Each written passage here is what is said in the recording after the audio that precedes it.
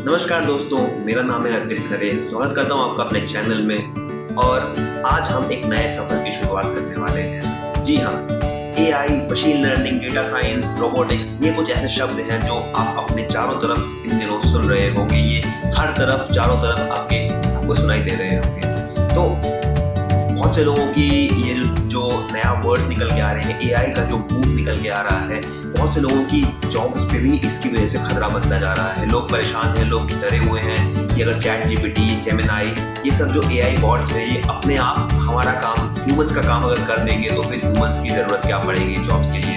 And in reality भी कई बार ऐसा हुआ है कि कुछ लोगों की जॉब्स पे एक्चुअली में रिस्क आ गया है just because of using of AI. तो इस चीज से हम बच नहीं सकते, ये एक सच्चाई बन चुकी है आज के ज़माने में। आज के ज़माने में अगर आप इंडिया में हैं या किसी भी कंट्री में हैं, आप इंटरनेट चलाते हैं, आप 5G इंटरनेट यूज़ कर रहे हैं, आप वाईफाई, राउटर, सब कुछ अपने चारों तरफ देख रहे हैं। ऐसे में चैट जीपीटी, जेमिनाई जब आ रहा है एंड साथ में आने वाले दिनों में और भी एडवांस कंप्यूटिंग के हार्डवेयर आने वाले हैं, तो उसके बाद आपके लिए या हम में से किसी के लिए भी एआई से बच पाना या एआई की पावर को पूरी तरह से अवॉइड कर देना पॉसिबल नहीं है। तो इसलिए हमारे लिए क्या ज़रूरी है, हम एआई से बच तो नहीं सकते, हम एआई को अवॉइड नहीं कर सकते। हम अपनी जॉब में, या कोई भी बिजनेस ओनर है वो अपनी जॉब में, अपने कंपनी के अंदर एआई के यूज़ को एक्सटेंसिवली बढ़ाने वाला है। वो हमेशा आने वाले दिनों में रेगुलरली एआई को यूज़ करेगा ताकि वो अपना पैसा बचा सके। And that's the obvious reason. वो वहाँ बैठा हुआ है, वो अगर कोई बिजनेस ओनर है, कोई भी कंपनी ओनर है, वो अगर वहाँ बैठा हुआ है तो उसका मेन पर्पस पैसा कमाना ही है। एंड ऐसे में हम क्या कर सकते हैं, हम एक्चुअली में एआई से बच नहीं सकते, बट हम एआई को सीख सकते हैं। मशीन लर्निंग से हम बच नहीं सकते, मशीन्स को हम कैसे लर्न करा सकते हैं ये हम सीख सकते हैं। मशीन की ट्रेनिंग हम कैसे करा सकते हैं ये हम सीख सकते हैं। डेटा साइंस में हम अपने आप को एडवांस कैसे कर सकते हैं ये हम सीख सकते हैं। एंड इसी सफ़र पे आपका साथी बन के मैं आया हूँ आपके लिए, वो सारी चीज़ों को लेके, वो सारा पूरा का पूरा प्लेलिस्ट लेके, जिसमें कि आप एक बहुत अच्छे एआई इंजीनियर, एक बहुत अच्छे डेटा साइंटिस्ट, एक बहुत अच्छे मशीन लर्निंग इंजीनियर बन सकते हैं। तो जो पहला सबसे ज़रूरी कदम होता है एआई के फील्ड में, वो है एक प्रोग्रामिंग लैंग्वेज को सीखना। और आज की डेट में मेजर जो एआई चैटबॉट्स या एआई एल्गोरिदम्स तैयार हो रहे हैं, मेजरली वो पाइथन को ही यूज़ करके आगे बढ़ते जा रहे हैं। पाइथन एक ऐसी प्रोग्रामिंग लैंग्वेज है जो कि सिंपल टू यूज़ है, सिंपल टू अंडरस्टैंड है, सिंपल टू इम्प्लीमेंट है। और जस्ट लाइक इंग्लिश लैंग्वेज, ये लैंग्वेज बनाई गई है जिसको कि कोई भी एक नॉन टेक्निकल बैकग्राउंड का भी पर्सन है, अगर वो कर सकता है, वो सीख सकता है और वो अपने सफ़र को आगे बढ़ा सकता है, वो एक बहुत अच्छा एआई इंजीनियर बन सकता है। इसीलिए मैं आपके लिए एक वीडियो लेके आया हूँ। इस वीडियो में मैं आपको वो सारी चीज़ें सिखाने वाला हूँ, वो सारी चीज़ें पढ़ाने वाला हूँ बेसिक से, जो कि आपके लिए ज़रूरी है अगर आप एक अच्छे पाइथन डेवलपर बनना चाहते हैं। तो इस चीज़ को ध्यान में रखते हुए कि अगर आप बिगिनर भी हैं, अगर आपने इससे पहले काम नहीं भी किया है, इससे पहले आपने कंप्यूटर साइंस तक नहीं पढ़ा है, स्टिल आप इस प्लेलिस्ट को, इस वीडियो को, ये वीडियो जो कि शायद 1 से 1.5 घंटे की होने वाली है, इस वीडियो में आप सारी चीज़ें कवर अप करने वाले हैं। ये वीडियो को आप एज लाइक लेक्चर ले सकते हैं, इसको प्रैक्टिस सेशन ले सकते हैं। अगर आपने थोड़ी बहुत प्रोग्रामिंग लैंग्वेज पे काम किया है, अगर C++ या किसी और प्रोग्रामिंग लैंग्वेज पे काम किया है, तो भी ये वीडियो आपके लिए बहुत हेल्प करने वाली है आपको एक प्रॉपर पाइथन डेवलपर बनाने के लिए। तो मेक श्योर कि आप इस वीडियो को पूरा देखें, एंड तक देखें, ज़्यादा से ज़्यादा चीज़ें इससे सीखें और कोशिश करें कि इसमें सिखाई हुई सारी चीज़ों का नोट्स लेके एंड प्रॉपर प्रैक्टिस भी करें। साथ में कोशिश करें कि नोट्स लें and after the completion of this video, जब ये वीडियो ख़त्म हो जाएगी तो कोशिश करिए कि आप इस चीज़ को खुद से इम्प्लीमेंट करें। कोशिश करें कि जो कोड प्रैक्टिस या जो कोड एक्सरसाइज या जो कोड का लॉजिक मैं लिख रहा हूँ अपने लैपटॉप के ऊपर, कोशिश करें कि आप सेम एनवायरनमेंट सेट करके उन सारी चीज़ों को अपने लैपटॉप के ऊपर भी करें। तो ध्यान रखिएगा इस चीज़ का कि ये वीडियो हर एक उस इंसान के लिए है जो कि पाइथन सीखना चाहता है। डजंट मैटर आप नॉन आईटी बैकग्राउंड के हैं, आप कंप्यूटर साइंस नहीं जानते हैं, स्टिल ये वीडियो आपको बहुत हेल्प करने वाली है। तो मेक श्योर आप पूरी वीडियो एंड तक देखें। चलिए शुरू करते हैं अपनी कंप्यूटर स्क्रीन के सफ़र को फाइनली शुरू करते हैं। सबसे पहली चीज़, ये जो स्क्रीन खुली हुई है ये क्या है? ये मेरा पाइचार्म एडिटर है, ये मेरा पाइचार्म एडिटर है जिसमें कि हम कोड लिखने वाले हैं। इसका पूरा एक वीडियो, इसका एक ट्यूटोरियल वीडियो कि इस एडिटर को कैसे यूज़ करना है, इस एडिटर पे कैसे काम करना है, कैसे इसको सेटअप करना है, इंस्टॉल करना है, इस पे कोड कैसे रन कराना है, सारी चीज़ें मैंने ऑलरेडी रिकॉर्ड करके डाल दी हैं अपने चैनल के ऊपर। आपको मेरे चैनल पे इसकी वीडियो मिल जाएगी। आप इसको आराम से इंस्टॉल करके रेडी करके रखिए, फिर हम शुरू करते हैं अपने सफ़र को। तो सबसे पहला काम, आखिर ये अगर मैं जब कहता हूँ, हम जब कहते हैं कि हमें कोड लिखने वाले हैं, तो कोड लिखने का मतलब क्या होता है? कोड लिखने का मतलब होता है कि हम अपने कंप्यूटर को, अपने लैपटॉप को कुछ टास्क दे रहे हैं, कुछ करने को बोल रहे हैं। तो उस करने को जो प्रक्रिया होती है, वो जो काम होता है, जो कि हम बोलते हैं कि ओके पाइथन ये करके दिखाओ, तुम ये करके दिखाओ। तो ये चीज़ जो होती है, ये पाइथन की प्रोग्रामिंग लैंग्वेज का यूज़ करके हम करने वाले हैं। यानी कि हम टास्क देने वाले हैं किसी एक प्रोग्रामिंग लैंग्वेज का यूज़ करके। ओके, सबसे पहला टास्क क्या? मैं थोड़ा सा स्क्रीन के साइज़ को बड़ा करूँगा ताकि आप लोगों को ईज़िली दिख पाए कि मैं क्या कोड लिख रहा हूँ। आई थिंक इतना सफिशिएंट होगा। हेलो, या थोड़ा और बड़ा करते हैं। आई थिंक इतना काफ़ी है। तो सबसे पहला काम, जब भी हम अपना प्रोग्राम लिखना शुरू करेंगे तो सबसे पहला काम जो हम करते हैं वो है हेलो वर्ल्ड प्रिंट करना। यानी कि हम कंप्यूटर को टास्क दे रहे हैं कि हे कंप्यूटर, मेरे इस मैसेज को मेरी जो फाइनल आउटपुट स्क्रीन है उसके ऊपर प्रिंट कर दो। तो प्रिंट करने के लिए, उस मेरे मैसेज को प्रिंट करने के लिए मैं यूज़ करूँगा प्रिंट मेथड का PR। आप देखेंगे कि पाइचार्म, जो स्मार्ट पाइचार्म एडिटर है मेरा, वो ऑलरेडी मेरे को सजेशन दे रहा है। वो बोल रहा है कि क्या तुम प्रिंट फंक्शन यूज़ करना चाहते हो? मैं बोलूँगा हाँ, बिल्कुल सही जा रहे हो। When I click on this, जब मैं इस पर क्लिक किया तो ये आप देखोगे कि इसके बाद मैं इसके अंदर एक स्ट्रिंग पास करूंगा। स्ट्रिंग क्या हो सकती है? स्ट्रिंग कुछ भी हो सकती है। स्ट्रिंग मतलब क्या? स्ट्रिंग मतलब कोई एक टेक्स्ट मैसेज, कोई भी एक टेक्स्ट मैसेज मैं इसके अंदर पास कर सकता हूं। मैं कहूंगा hello world, this is my first program. मैं इसको टेक्स्ट मैसेज के फॉर्म में इसके अंदर कुछ भी पास कर सकता हूं। मैं इस मैसेज को कितना भी लंबा करना चाहूं कर सकता हूं। इसके ऊपर कोई भी रिस्ट्रिक्शन नहीं लगी हुई है पाइथन की तरफ से। ओके, अब मैं अगर ये जो ऊपर रन का बटन दिख रहा होगा आपको, इस रन बटन पे मैं अगर क्लिक करूंगा तो आप देखेंगे कि रिजल्ट क्या है। मैं अपनी फोटो को थोड़ा सा ऊपर लेके आता हूं ताकि ये क्रॉपिंग में कटे ना। ओके, अभी मैं रन के बटन को क्लिक करूंगा तो आप देखेंगे कि क्या रिजल्ट आता है। मैंने रन पे क्लिक किया, आप देखेंगे hello world, this is my first program. तो ये जो नीचे जो स्क्रीन खुल के आई है, ये कहलाती है हमारी आउटपुट स्क्रीन। यानी कि मैं जो भी टास्क परफॉर्म करवाऊंगा अपने कोड के थ्रू, वो टास्क फाइनल इस आउटपुट स्क्रीन के ऊपर डिस्प्ले होगा। ओके फाइन, कोई दिक्कत नहीं। इसके बाद क्या? इसके बाद ये सिंगल लाइन लिखने से हम अपना एक नया कोड रेडी कर लिया है। हमने आउटपुट स्क्रीन के ऊपर अपना डिजायर्ड टेक्स्ट मैसेज या डिजायर्ड आउटपुट हमने प्रिंट कराया है, सिर्फ एक सिंगल लाइन लिख के। अगर आप किसी और प्रोग्रामिंग लैंग्वेज से आए हैं, अगर आपने सी में, जावा में, C++, C#, इनमें से किसी भी लैंग्वेज में काम किया है, आपको याद होगा कि एक सिंगल हेलो वर्ल्ड प्रोग्राम लिखने के लिए अलग अलग लैंग्वेजेस में कम से कम 4 से 5 लाइन्स हमें लिखनी पड़ती थी।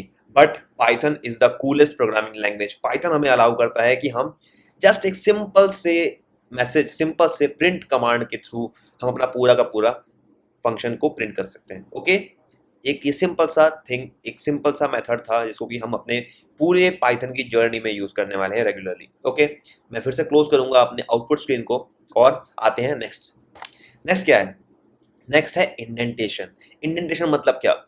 इंडेंटेशन यानी कि कोड को लिखने का तरीका, या फिर आप कह सकते हैं कि कोड को डिजाइन करने का तरीका। डिजाइन ऑब्वियसली डिजाइन सही वर्ड यहाँ पे नहीं हो सकता है क्योंकि हम डिजाइनिंग पे फोकस नहीं कर रहे हैं, बट एक्चुअली पाइथन करता है। क्यों?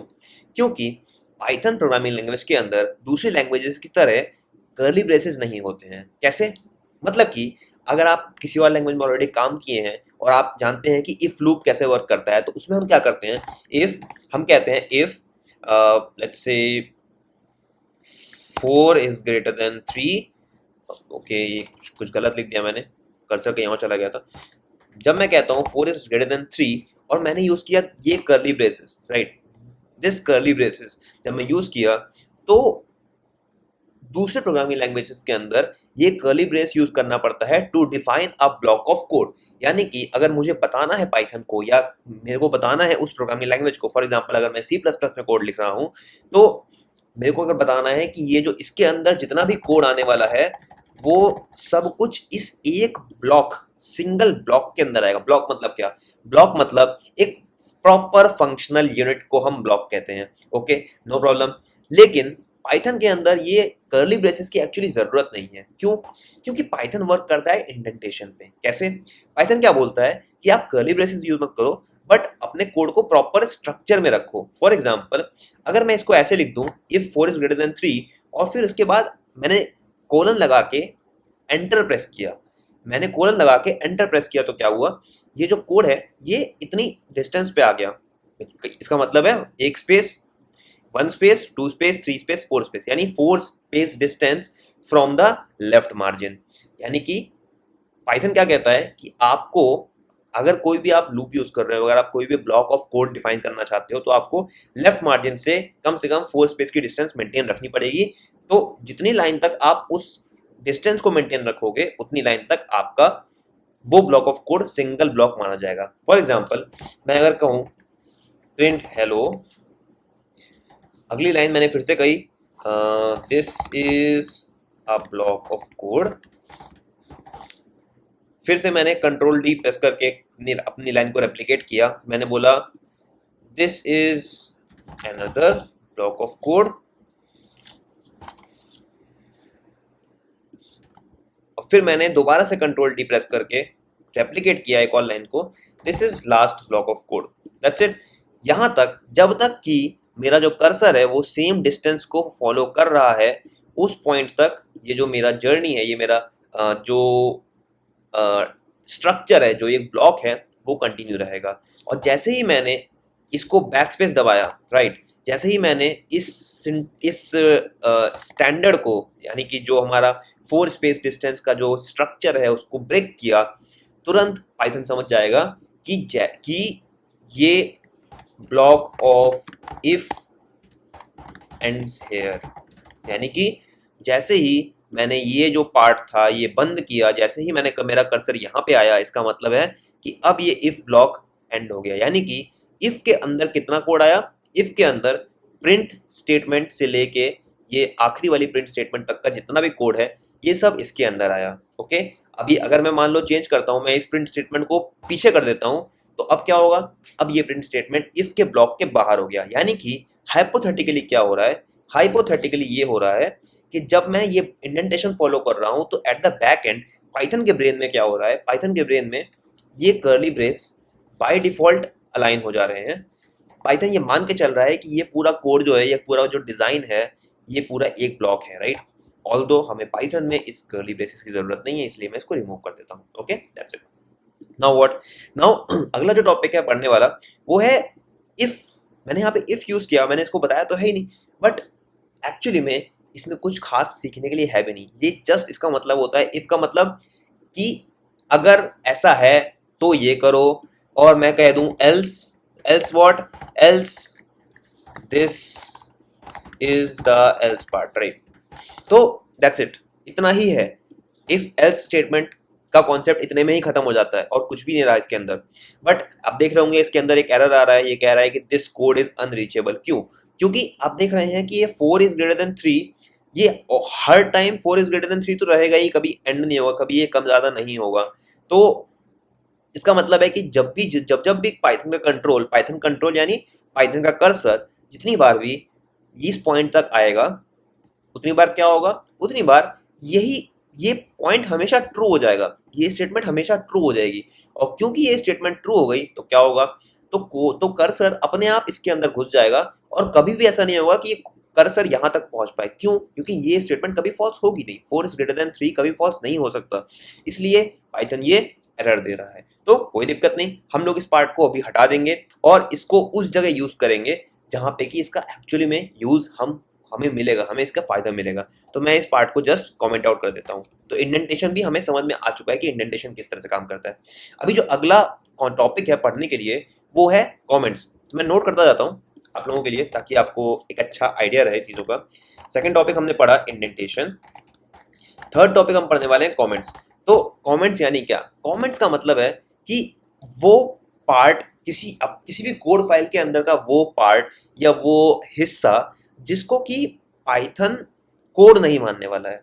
मतलब क्या? मतलब कि ऑल्दो हम उसको अपने कोड के बीच में घुसड़ के रखने वाले हैं, अपने कोड के बीच में रखने वाले हैं, लेकिन पाइथन का जो एग्जीक्यूटर है, पाइथन का एग्जीक्यूटर यानी क्या?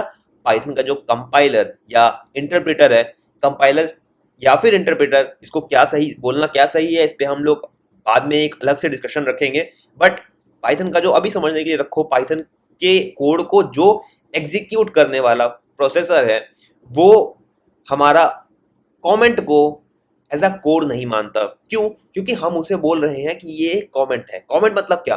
कमेंट का मतलब है कि कोड के लिए हम कुछ कंटेंट, टेक्सचुअल कंटेंट दे रहे हैं, या फिर ऐसे कह लो कि किसी कोड के लिए हम कुछ हेल्प डॉक्यूमेंट्स दे रहे हैं। फॉर एग्जांपल, ये एक नेक्स्ट स्टेटमेंट है प्रिंट, राइट? मैं कहना चाहता हूं, मैं अपने फेलो डेवलपर, अपने एक टीममेट के लिए एक मैसेज छोड़ना चाहता हूं कि I just wrote this message और this print command for demo purpose, right? तो यहां मैंने क्या किया?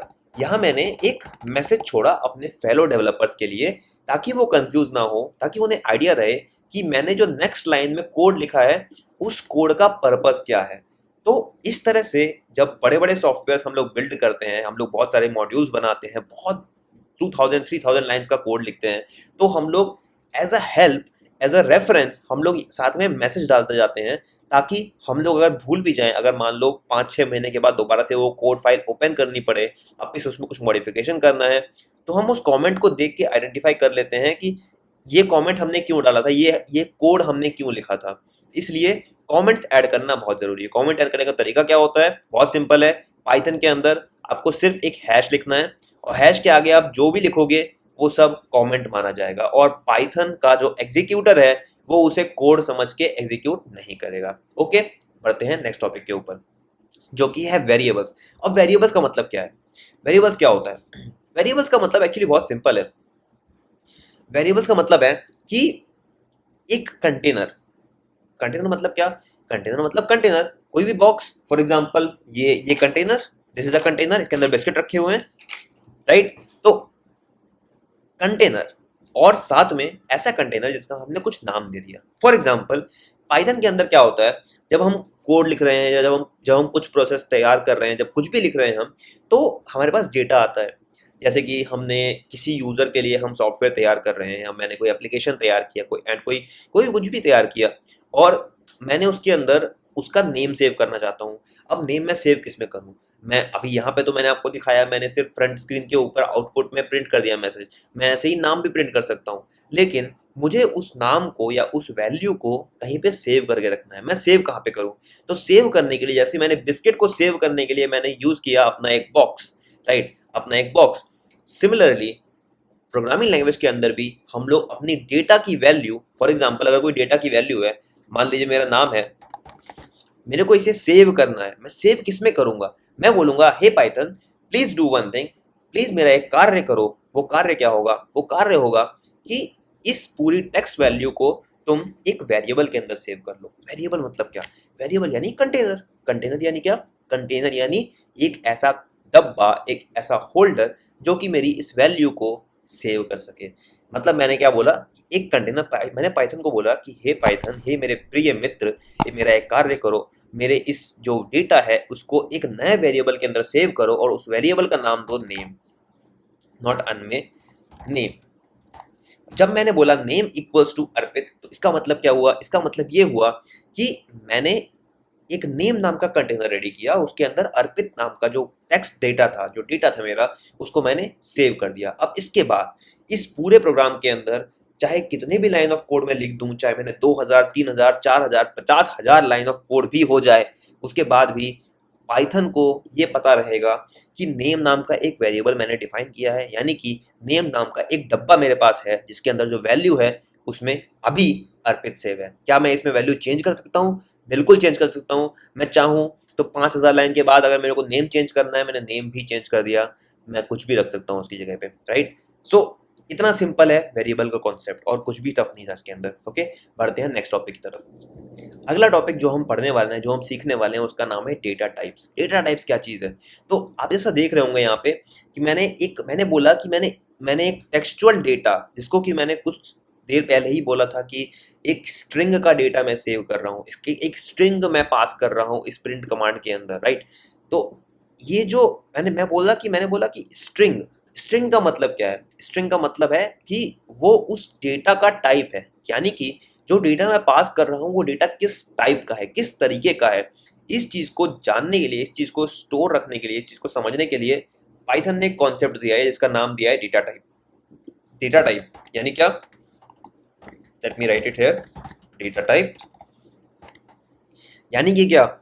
यानी कि जब फॉर एग्जांपल डेटा टाइप कितने तरह के होते हैं। फॉर एग्जांपल जो नेम है, मैंने जब बोला name equals to Arpit, already ये डिफाइन किया जा चुका है, तो यहाँ पे मैं जस्ट एक काम करता हूँ, मैं इसको क्लीन कर लेता हूँ पूरी स्लेट को अपनी। मैंने यहाँ पे एक नया वेरिएबल डिफाइन किया नेम। अब मैं पाइथन से पूछता हूँ कि पाइथन तुम मुझे बताओ कि इस जो नेम है, ये जो नेम वेरिएबल है, इसका डेटा टाइप क्या है? ये किस टाइप का डेटा तुम समझ रहे हो, ये किस टाइप का डेटा है? मैंने जब बोला प्रिंट स्टेटमेंट, मैंने पास किया टाइप, और मैंने इसके अंदर अपना वेरिएबल नेम पास कर दिया, तो देखते हैं क्या होता है। मैंने रन पे क्लिक किया, आप देखेंगे यहाँ पे कह रहा है क्लास स्ट्रिंग, यानी स्ट्रिंग क्लास टाइप का डेटा है, राइट।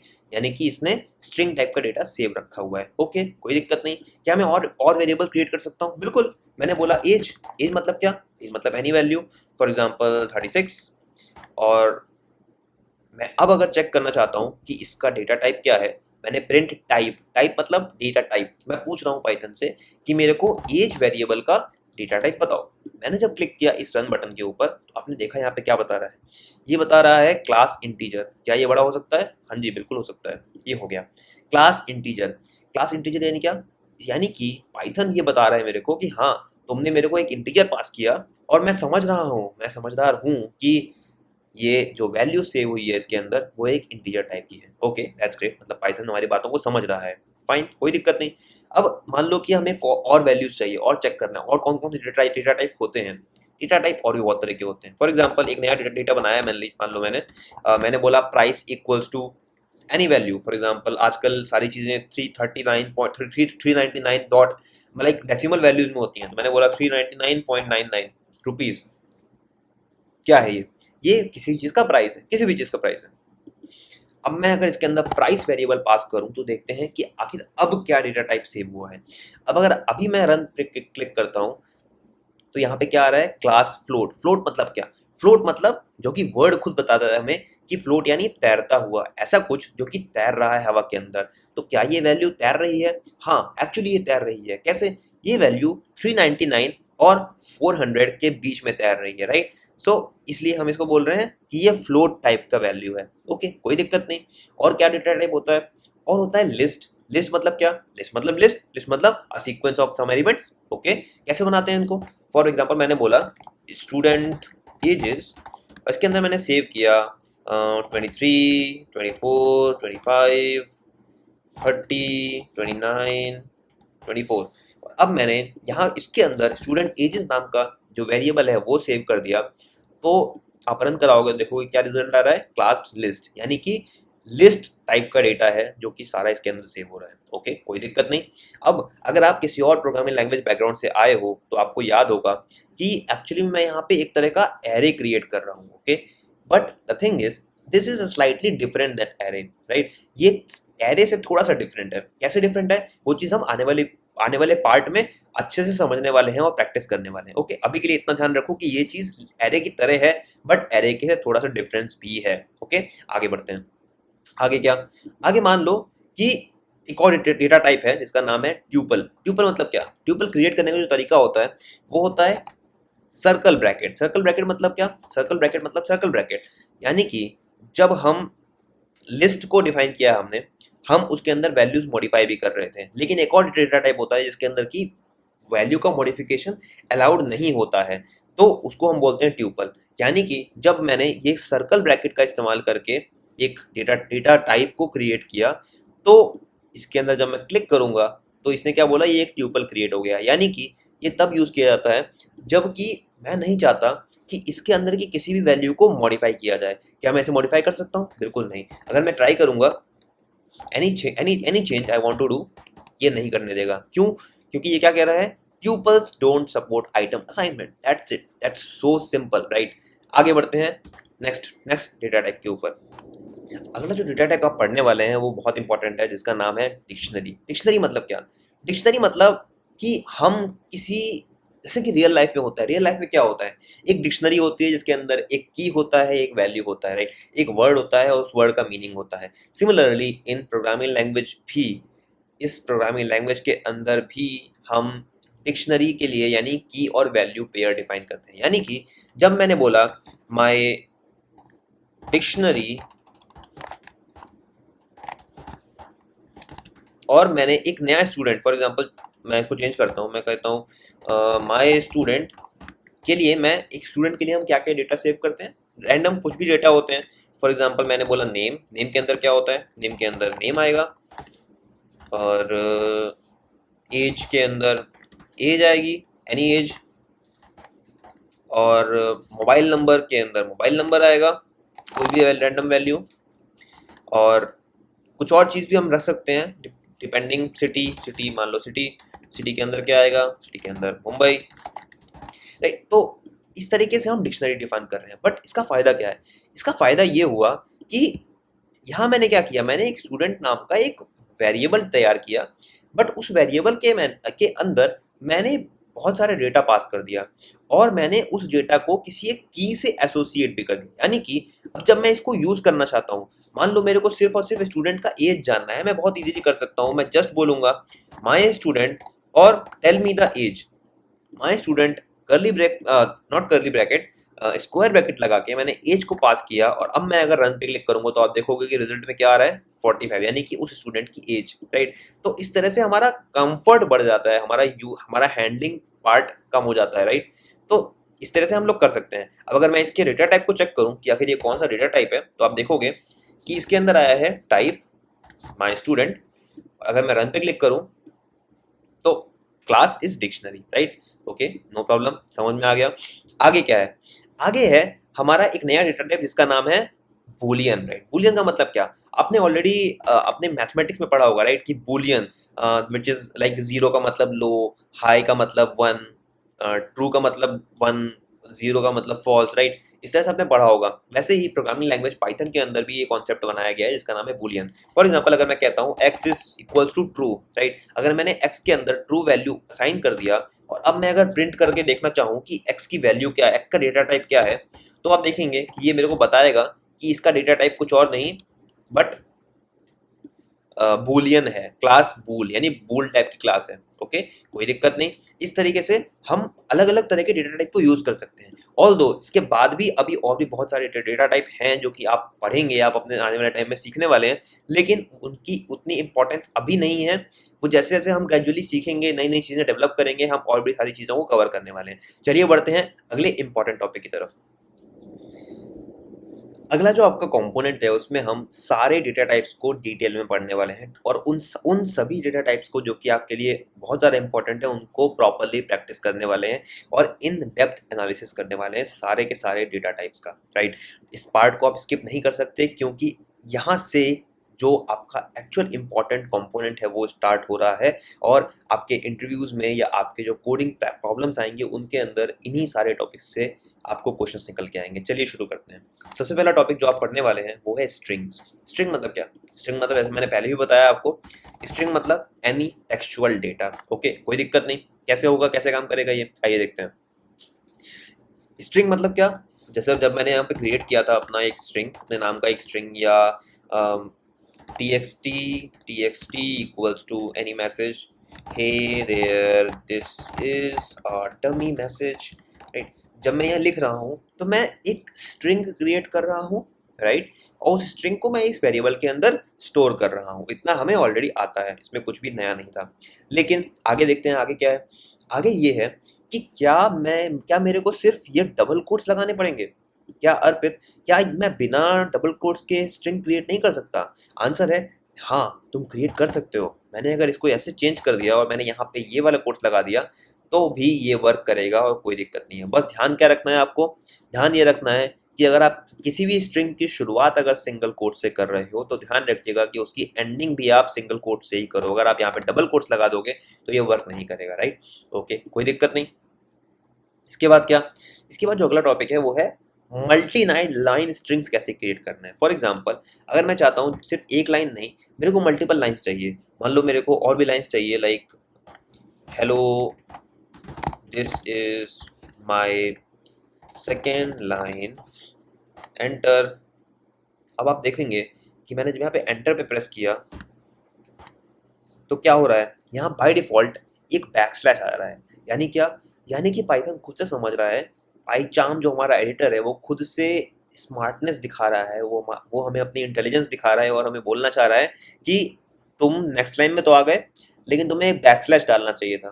बैकस्लैश से क्या हुआ? बैकस्लैश से ये सारी की सारी लाइंस जो है वो सिंगल लाइन के अंदर आएगी। ओके, अच्छा ठीक है, प्रिंट करके देखते हैं क्या सेव हो रहा है इसके अंदर। मैं अगर टेक्स्ट प्रिंट करूँ तो देखते हैं क्या होता है। इसमें देख सकते हैं कि ये सारी की सारा जो मैसेज है वो एक ही लाइन के अंदर आया, बट मैं ऐसा नहीं चाहता। मैं इस तरह से प्रिंट करना नहीं चाहता था। मैंने इसको एंटर क्यों प्रेस किया, मैंने इसको नेक्स्ट लाइन में क्यों भेजा? क्योंकि मैं चाहता था कि ये जो सेकंड लाइन वाला पार्ट है ये अगली लाइन के में प्रिंट हो, ये सेम लाइन में प्रिंट ना हो। अच्छा ठीक है, कैसे काम करेगा ये, आइए देख लेते हैं। मैं क्या करूँगा, इस टेक्स्ट को छोड़ के मैं बोलूँगा न्यू टेक्स्ट इक्वल्स टू, मैंने क्या बोला, hey there this is a dummy message, this is the second line, spelling mistake मत करो Arpit, second line, this is the third line, keep on writing like this, don't do it now, आगे पढ़ाओ। Yes, आगे पढ़ाओ। अब अगर मैं print करता हूँ इस मैसेज को, मैं इस मैसेज को प्रिंट करता हूँ, देखते हैं कैसे सेव हो रहा है। मैंने अगर प्रिंट स्टेटमेंट, ऊपर मत जाओ, प्रिंट स्टेटमेंट पे क्लिक किया तो आप देखोगे कि यहाँ पे इसने पूरा मैसेज जो मेरा था उसको प्रिंट कर दिया, राइट? मैं एक काम करता हूँ, जो ऊपर के जो प्रिंट मैसेजेस आ रहे हैं, जो आउटपुट मैसेजेस आ रहे हैं, उनको मैं हटा देता हूँ, इनकी ज़रूरत नहीं है अभी के पार्ट में। इसको भी हटा दिया, इसको भी हटा दिया, राइट? अभी अगर मैं इसको रन पे क्लिक करता हूँ तो आप देखोगे कि सारे के सारा hey there this is a dummy message, second line this is the second line, third line में लिखा है इसने this is the third line, fourth line में इसने लिखा keep on writing like this, fifth line में डोंट डू इट नाउ, और next line में इसने लिखा आगे पढ़ाओ। इसका मतलब कि हमें ये ट्रिपल कोट्स की जरूरत थी। ट्रिपल कोट्स यानी क्या? Triple double quotes. मैंने क्या बोला, मैंने जब ये सिंबल का यूज किया, यानी मैंने 3 बार ये जो आपके सिंगल डबल कोट्स के बटन है, राइट, उनको मैंने 3 बार प्रेस किया। उसको प्रेस करने से क्या हुआ? उसको प्रेस करने से एक मल्टी लाइन स्ट्रिंग रेडी हो जाती है। उस मल्टी लाइन स्ट्रिंग के अंदर आप पूरा पैराग्राफ, बहुत सारे मैसेजेस, सब कुछ पास कर सकते हैं, और वो सब कुछ एज इट इज सेव होगा और एज इट इज प्रिंट भी होगा, राइट? ओके, इतना समझ में आ गया। अगला टॉपिक क्या है? अगला टॉपिक है string like array. String like array मतलब क्या? स्ट्रिंग लाइक एरे एक्चुअली में बहुत ही कमाल का टॉपिक है, जिसको कि हमें पढ़ने में बहुत मजा आने वाला है। आइए शुरू करते हैं। जब मैं बोला था कि ओके, मैं एक काम करता हूँ, मैं इस टेक्स्ट मैसेज को डाउन कर देता हूँ, मैं इस पूरे पार्ट को भी कमेंट आउट कर देता हूँ, ताकि ये एग्जीक्यूशन में बाधा ना डाले। ओके, शुरू करते हैं। जब मेरे पास ऑलरेडी एक नेम नाम का वेरिएबल डिफाइंड है, राइट? नेम नाम का वेरिएबल डिफाइंड है। मैं अगर प्रिंट नेम करूंगा तो ये मेरे नाम को प्रिंट कर देगा, राइट? बट मैं क्यों बोल रहा हूँ कि ये एक एरे है या ये एक लिस्ट है? क्योंकि मैं एक्चुअली में जब मैं ये वर्ड लिख रहा था, राइट, तो हो क्या रहा था, मैंने एक सीक्वेंस रेडी किया। किसका सीक्वेंस? मैंने बहुत सारे कैरेक्टर्स का सीक्वेंस रेडी किया। कैरेक्टर्स का सीक्वेंस यानी क्या? पहला कैरेक्टर क्या था? पहला कैरेक्टर ए था, फिर सेकंड कैरेक्टर आर था, थर्ड कैरेक्टर पी था, फिर आई था, फिर टी था, राइट? तो इसका मतलब क्या हुआ? ये कैरेक्टर एरे तैयार हुआ है, यानी कि ये एक लिस्ट रेडी हुई है कैरेक्टर्स की, और इस पूरे को पाइथन एक स्ट्रिंग मान रहा है। लेकिन क्या अगर हमें ज़रूरत पड़ती है, क्या हम इसको एज अ एरे भी काम करवा सकते हैं? जी हाँ, बिल्कुल करवा सकते हैं। फॉर एग्जांपल अगर मैं ट्राई करूं कि मेरे को नेम वेरिएबल, मैं एक काम करता हूं, मैं इस स्क्रीन को थोड़ा सा नीचे कर देता हूं ताकि हमें समझ में आए चीज़ें। ओके, मैं ट्राई करता हूं कि मैं नेम वेरिएबल का जो पहला वर्ड है, पहला नॉट वर्ड, जो पहला कैरेक्टर है यानी कि ए, उसको प्रिंट करने का ट्राई करता हूँ। अगर मैंने नेम प्रिंट करना चाहा 1, तो आप क्या देखेंगे, नेम 1 यानी क्या, नेम 1 में आर प्रिंट हो रहा है। क्यों? क्योंकि इंडेक्सिंग हमेशा पाइथन में 0 से स्टार्ट होते हैं, यानी कि इस ए को रेफर करने के लिए मेरे को 0 बोलना पड़ेगा। ओके, मैं अगर इसको 0 बोलूंगा तो यानी क्या, मतलब काउंटिंग स्टार्ट हो रही है 0 से, यानी 0 1 2 3 4। ओके, अगर मैं अभी प्ले बटन पे क्लिक करता हूं तो आप देखोगे कि इसने ए प्रिंट कर दिया।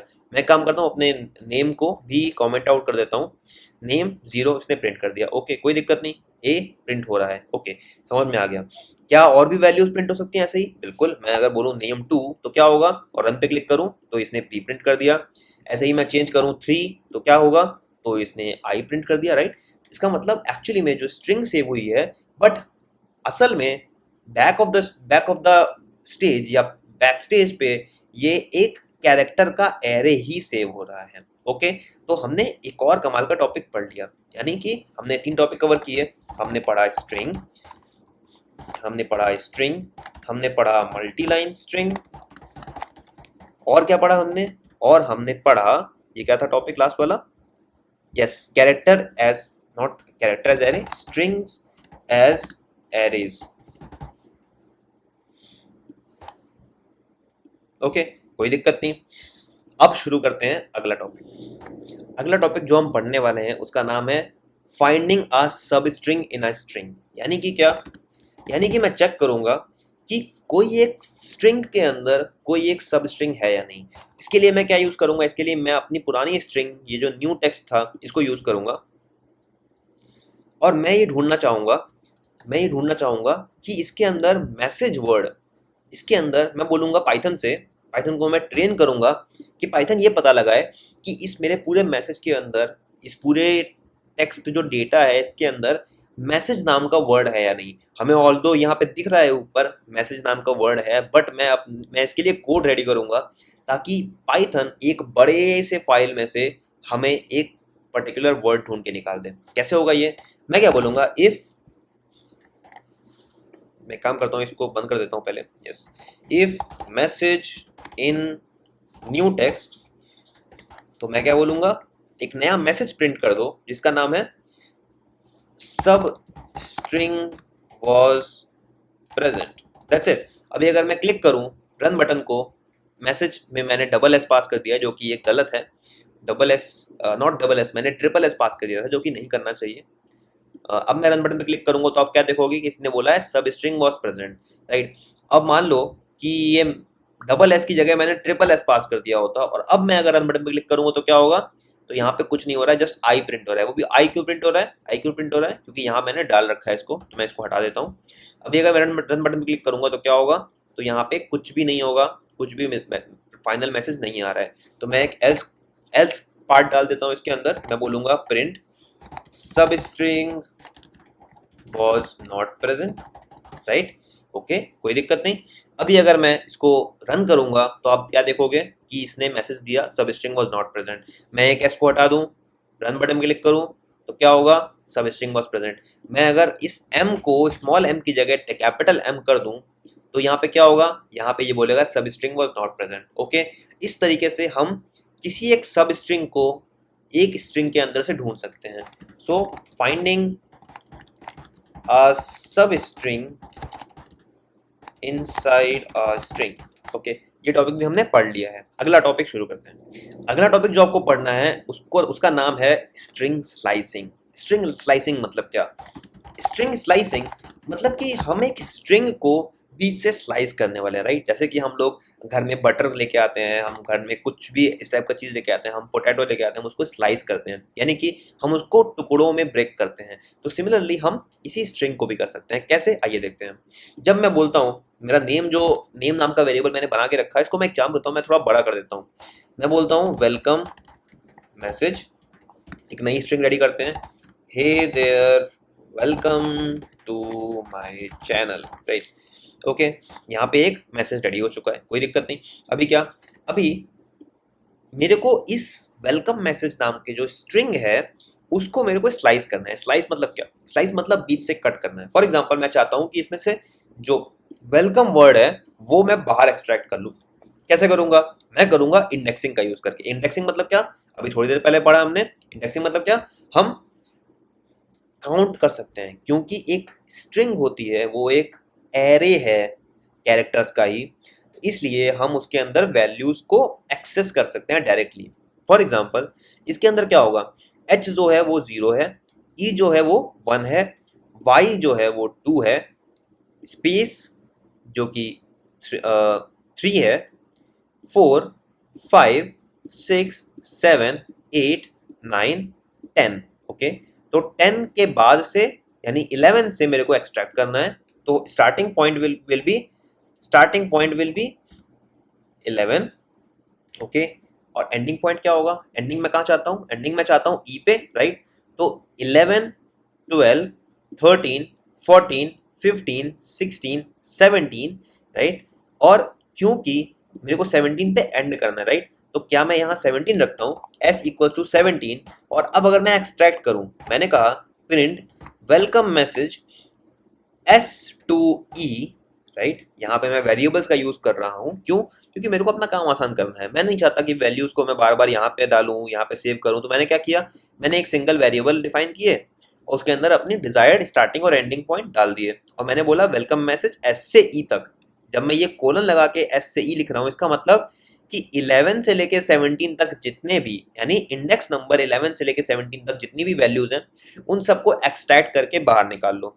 ओके, अब अगर मैं रन करूं इसको, देखते हैं क्या होता है। मैंने क्लिक किया तो आप देख रहे हैं यहाँ पे इसने वेलकम को प्रिंट कर दिया। बट एक सेकेंड, इसने वेलकम को प्रिंट नहीं किया, इसने ई को स्किप कर दिया। क्यों, यहाँ आता है पाइथन का एक और छोटा सा कॉन्सेप्ट, वो ये कि जब हम स्लाइसिंग कर रहे हैं ना, तो हमें एंडिंग पॉइंट नहीं देना है, हमें एंडिंग पॉइंट +1 वैल्यू देनी है। क्यों, क्योंकि स्लाइसिंग करते वक्त ये एंडिंग पॉइंट से एक कदम पहले, ये पाइथन का इनहेरिट बिहेवियर है कि वो एंडिंग पॉइंट से एक कदम पहले ही अपनी स्लाइसिंग को एंड कर देगा। तो मैं क्या बोलूंगा, मैं यहाँ बोलूंगा e+1, यानी ई की जो भी वैल्यू है उसमें +1 कर दो। मैं यहाँ पे रन पे क्लिक करूँ तो आप क्या देखेंगे कि यहाँ पे वेलकम निकल के आ गया। ओके, इस तरीके से हम पाइथन में स्ट्रिंग स्लाइसिंग को परफॉर्म कर सकते हैं। ओके, कोई दिक्कत नहीं। अगला टॉपिक जो आता है उसका नाम है string concatenation.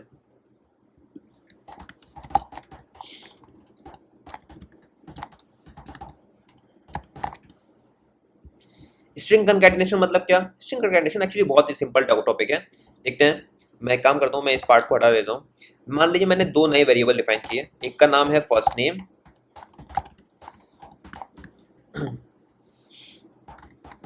Amitabh and second name और लास्ट नेम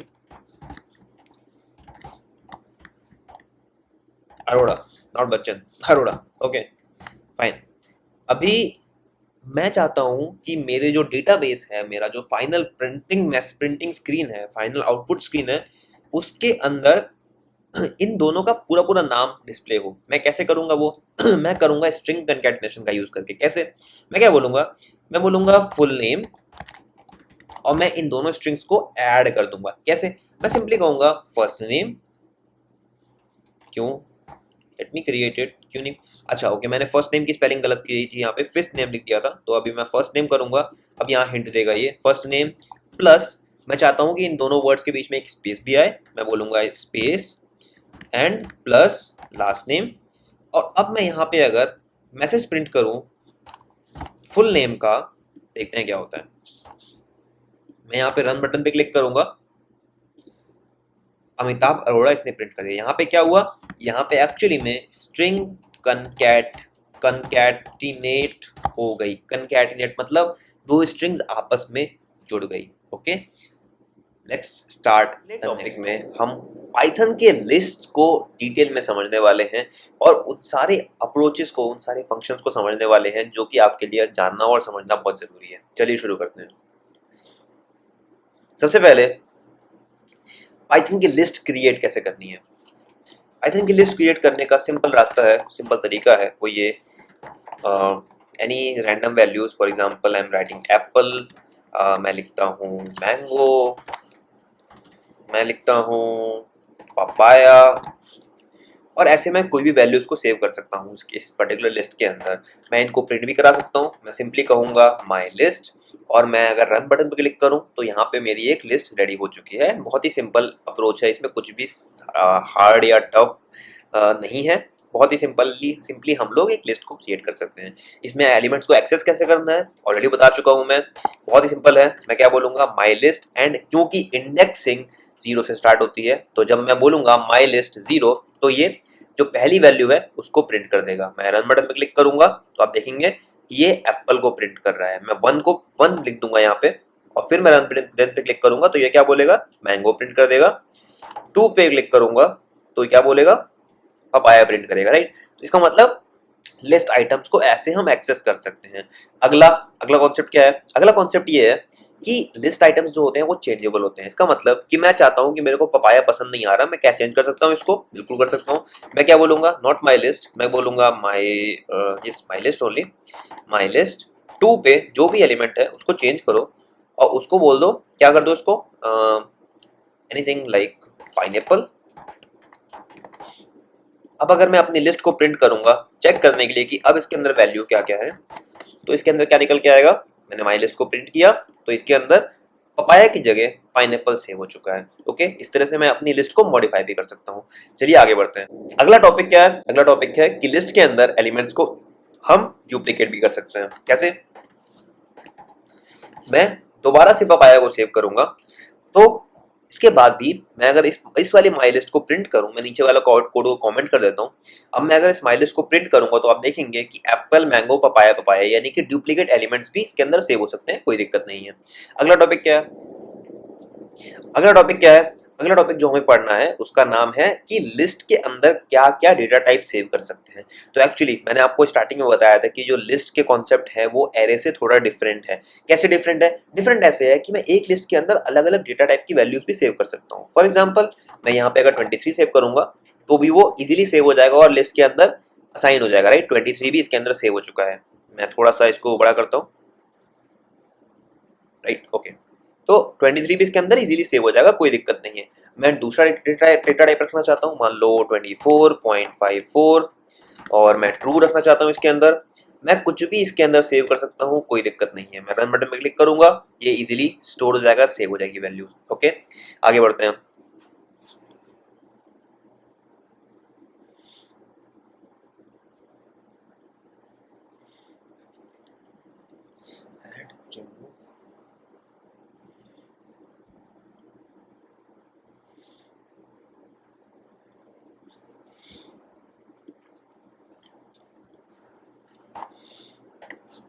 अगला टॉपिक जो हमें पढ़ना है वो है कि किसी लिस्ट के अंदर नए एलिमेंट्स को कैसे अपेंड करना है। अपेंडिंग न्यू एलिमेंट्स, कैसे, अपेंडिंग न्यू आइटम्स।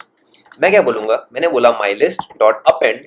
अब मैं जब अपेंड मेथड को कॉल करूंगा, मान लो मैं नया नया ऑब्जेक्ट को इसके अंदर सेव करना चाहता हूँ। फॉर एग्जाम्पल मैं कोई नंबर सेव करना चाहता हूँ 456, I can easily do that just by writing my list dot append. अब मैं अगर माई लिस्ट को प्रिंट करूंगा तो क्या होगा, माई लिस्ट को मैंने रन किया तो क्या होगा, यहाँ पे 456 नंबर भी इसके अंदर अपेंड हो चुका है। अब मान लो मैं नहीं चाहता कि ये 456 जो है ये एंड में आए, मैं चाहता हूँ कि ये पपाया, फर्स्ट पपाया और सेकंड पपाया के बीच में आ जाए। कैसे आएगा, बहुत इजी है। क्या होगा, क्योंकि एप्पल का पोजीशन 0 है, मैंगो का 2 है, फर्स्ट पपाया का 3 है, और मैं चाहता हूँ कि 4 पोजीशन पे मेरा 456 नंबर आ जाए, तो कैसे आएगा, मैं बोलूंगा इंसर्ट, एंड पहले मैं पास करूंगा इसको पोजीशन 4,456, दैट्स इट।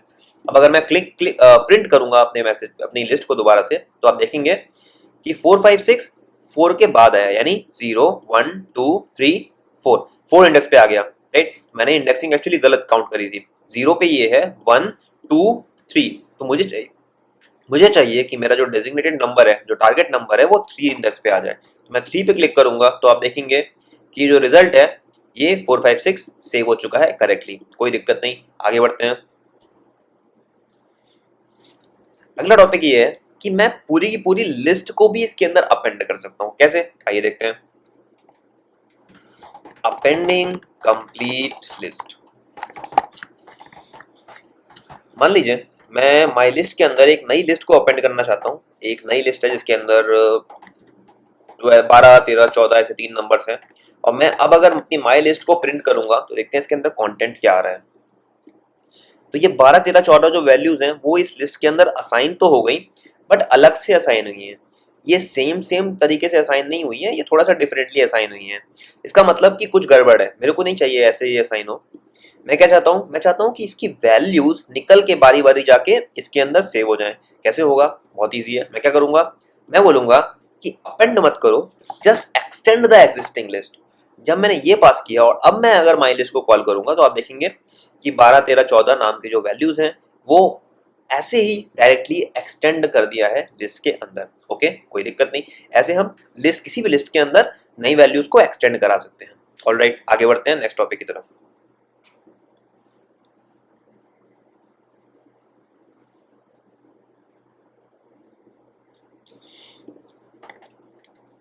अगला टॉपिक जो हमको पढ़ना है वो है कि हम कैसे दो लिस्ट को आपस में ज्वाइन कर सकते हैं। पहला तरीका हमने ऑलरेडी देखा, जिसमें कि हम एक लिस्ट को दूसरी लिस्ट में एक्सटेंड कर रहे हैं। एक और तरीका है जो है एडिंग वाला। मान लीजिए मेरे पास एक लिस्ट है, मैं ऊपर के कोड को पहले कमेंट आउट कर देता हूँ ताकि हमें दिक्कत ना हो। मैंने बोला माई लिस्ट 1 इक्वल्स, 3 नंबर है मान लीजिए 1, 2, 3, एंड माई लिस्ट 2 इक्वल्स, मान लीजिए 2, 3, 4 और नंबर है 5, 6, 7, और final list equals to my list 1 plus my list 2। अब मैं अगर फाइनल लिस्ट को प्रिंट करूं तो आप देखेंगे कि फाइनल लिस्ट पे रिजल्ट क्या आ रहा है। फाइनल लिस्ट में हमारी पूरी की पूरी लिस्ट आपस में ज्वाइन हो चुकी है। तो इस तरीके से हम किसी भी लिस्ट को, डजंट मैटर कि वो कितनी बड़ी है कितनी लंबी है, हम इजीली किसी भी लिस्ट को आपस में ज्वाइन कर सकते हैं। चलिए बढ़ते हैं नेक्स्ट टॉपिक, नए टॉपिक को, जिसका नाम है ट्यूपल्स। तो आखिर ये ट्यूपल्स चीज क्या होती है? ट्यूपल्स एक बहुत ही सिंपल सा डेटा स्ट्रक्चर है जिसको कि थोड़ा सा कॉम्प्लेक्स बनाया है पाइथन के डेवलपर्स ने, ताकि आपको इसे सीखने में, इसे पढ़ने में तकलीफ हो। लेकिन मैं यहाँ बैठा हुआ हूँ और मैं आपकी उस तकलीफ को कम करने के लिए यहाँ तैयार हूँ। ओके, सो ट्यूपल्स क्या होते हैं? ट्यूपल्स लिस्ट के ही छोटे भाई या लिस्ट के ही कजिन ब्रदर की तरह काम करते हैं। यानी कि ट्यूपल्स के अंदर भी आप सीक्वेंस तैयार करते हैं। जैसे कि आप लिस्ट में मल्टीपल आइटम्स को स्टोर करते हैं, वैसे ही ट्यूपल्स के अंदर भी आप मल्टीपल आइटम्स को स्टोर कर सकते हैं। ओके, समझ में आ गया इतना। लेकिन तो ये लिस्ट से डिफरेंट कैसे हुए? लिस्ट में भी तो हम मल्टीपल आइटम्स को सेव कर पाते हैं, ट्यूपल्स में भी हम वही काम कर रहे हैं। तो ये अलग कैसे हुए? अलग ऐसे हुए कि ट्यूपल्स अनचेंजेबल होते हैं। यानी कि अगर आपने एक ट्यूपल तैयार किया, उसके अंदर कुछ वैल्यूज सेव करी, और आप कोशिश करें कि उन वैल्यूज को आप आने वाले टाइम में चेंज करें या मॉडिफाई करने का ट्राई करेंगे, तो आप वो नहीं कर पाएंगे। कैसे? आइए मैं आपको दिखाता हूँ। फॉर एग्जाम्पल, एक ट्यूपल है माई, let's say my friends, and मान लीजिए मैं एक लिस्ट रेडी कर रहा हूँ। ओके, लिस्ट इसके अंदर मैं अपने सारे दोस्तों का नाम लिखने वाला हूँ। फॉर एग्जाम्पल, डोरेमोन, नोबिता, जियान, सुनियो। मैं डेकिसुगी का नाम नहीं लिखूंगा क्योंकि वो बहुत ज़्यादा पढ़ाई करता है और मुझे नहीं चाहिए डेकिसुगी अपनी लिस्ट के अंदर। लेकिन मैंने ये लिस्ट रेडी कर दी। ओके, कोई दिक्कत नहीं। मान लीजिए कि डेकिसुगी ने मेरे प्रोग्राम को हैक किया। डेकिसुगी ने मेरे प्रोग्राम को हैक किया और उसने अपना नाम मेरे दोस्त नोबिता की जगह डालने की कोशिश करी। कैसे होगा वो? बिल्कुल आसान है। वो क्या करेगा, माय फ्रेंड्स, और उसने नोबिता का एक्सेस पॉइंट क्या है, नोबिता का इंडेक्स पॉइंट क्या है? नोबिता का इंडेक्स पॉइंट है 1। तो उसने क्या किया, Nobita my friends 1 equals to, उसने चेंज करके लिख दिया डेके सुगी। अभी क्या होगा? अभी होगा ये कि मेरी जो लिस्ट थी, ओरिजिनल लिस्ट थी, जिसमें कि 4 दोस्तों के नाम थे, डोरेमोन, नोबिता, जियान, सुनियो, वो लिस्ट चेंज हो जाएगी और उसमें नोबिता की जगह डेकिसुगी का नाम आ जाएगा। मैं अगर प्रिंट करूं अपनी इस लिस्ट को दोबारा से, तो क्या होगा इसके अंदर जब मैं रन पे क्लिक करूंगा तो आप देख रहे हैं कि ऊपर 1 2 3 4 5 6 7 जो ये है, ये पुराने एक आउटपुट मैसेज है किसी और कोड का, वो मैं हटा देता हूँ। ओके, यहाँ था, मैं इसको हटा देता हूँ। अभी मैं फिर से रन पे क्लिक करूंगा तो आप देखेंगे कि यहाँ पे डोरेमोन, डेकिसुगी, जियान और सुनियो, ये 4 आइटम्स असाइन हो चुके हैं इस लिस्ट के अंदर। बट ओरिजिनली इस लिस्ट में क्या था, नोबिता भी था, बट नोबिता को डेकिसुगी ने हैक करके सिस्टम से बाहर निकाल दिया है और मैं नहीं चाहता कि ऐसा हो। नोबिता अब रो रहा है। नोबिता गया डोरेमोन के पास, डोरेमोन से बोला उसने कि डोरेमोन डोरेमोन प्लीज मेरे को कोई गैजेट दो ना। तो डोरेमोन ने क्या निकाला, डोरेमोन ने अपनी पॉकेट से, अपने पेट से निकाला एक नया गैजेट जिसका नाम है ट्यूपल्स। ट्यूपल्स में उसने क्या किया, उसने बोला कि एक काम करो नोबिता, जो इस पूरे सॉफ्टवेयर का डेवलपर है यानी कि अर्पित खरे, उसको बोलो कि वो उसको चेंज करे, वो इसमें लिस्ट की जगह एक ट्यूपल का यूज करे। कैसे, ऐसे, यानी कि स्क्वायर ब्रैकेट को हटा के सर्कल ब्रैकेट का इस्तेमाल करे। ओके, और आप देख सकते हैं अभी क्या हुआ। अभी यहाँ पे जब इसके बाद जो नेक्स्ट लाइन है जिसमें कि हैकर डेकिसुगी ने अपना नाम असाइन करने की कोशिश करी, तो यहाँ पे बाय डिफॉल्ट ये एरर दे रहा है। एरर में क्या बोल रहा है, एरर में ये बोल रहा है tuples don't support item assignment. इसका मतलब कि ट्यूपल्स के अंदर आइटम असाइनमेंट करना अलाउड नहीं है। इसका मतलब कि मेरा जो सॉफ्टवेयर है जिसमें कि नोबिता यानी कि जो मेरी जो लिस्ट है माय फ्रेंड्स की, उसमें नोबिता का नाम स्टिक हो चुका है, वो चेंज नहीं किया जा सकता। ऑलराइट, इस तरह से ट्यूपल्स के अंदर हम लोग वैल्यू को चेंज नहीं कर सकते। ट्यूपल्स के अंदर हम जो भी वैल्यूज को स्टिक करेंगे वो सेव रहेंगी ऑल द टाइम। ओके, ये चीज समझ में आ गई अपने को, कोई दिक्कत नहीं। इस चीज में दोबारा कंफ्यूज मत होना। The difference between tuples and a list is, the major difference is that tuples are unchangeable और लिस्ट के अंदर हम वैल्यूज को चेंज कर सकते हैं। ओके, कोई दिक्कत नहीं।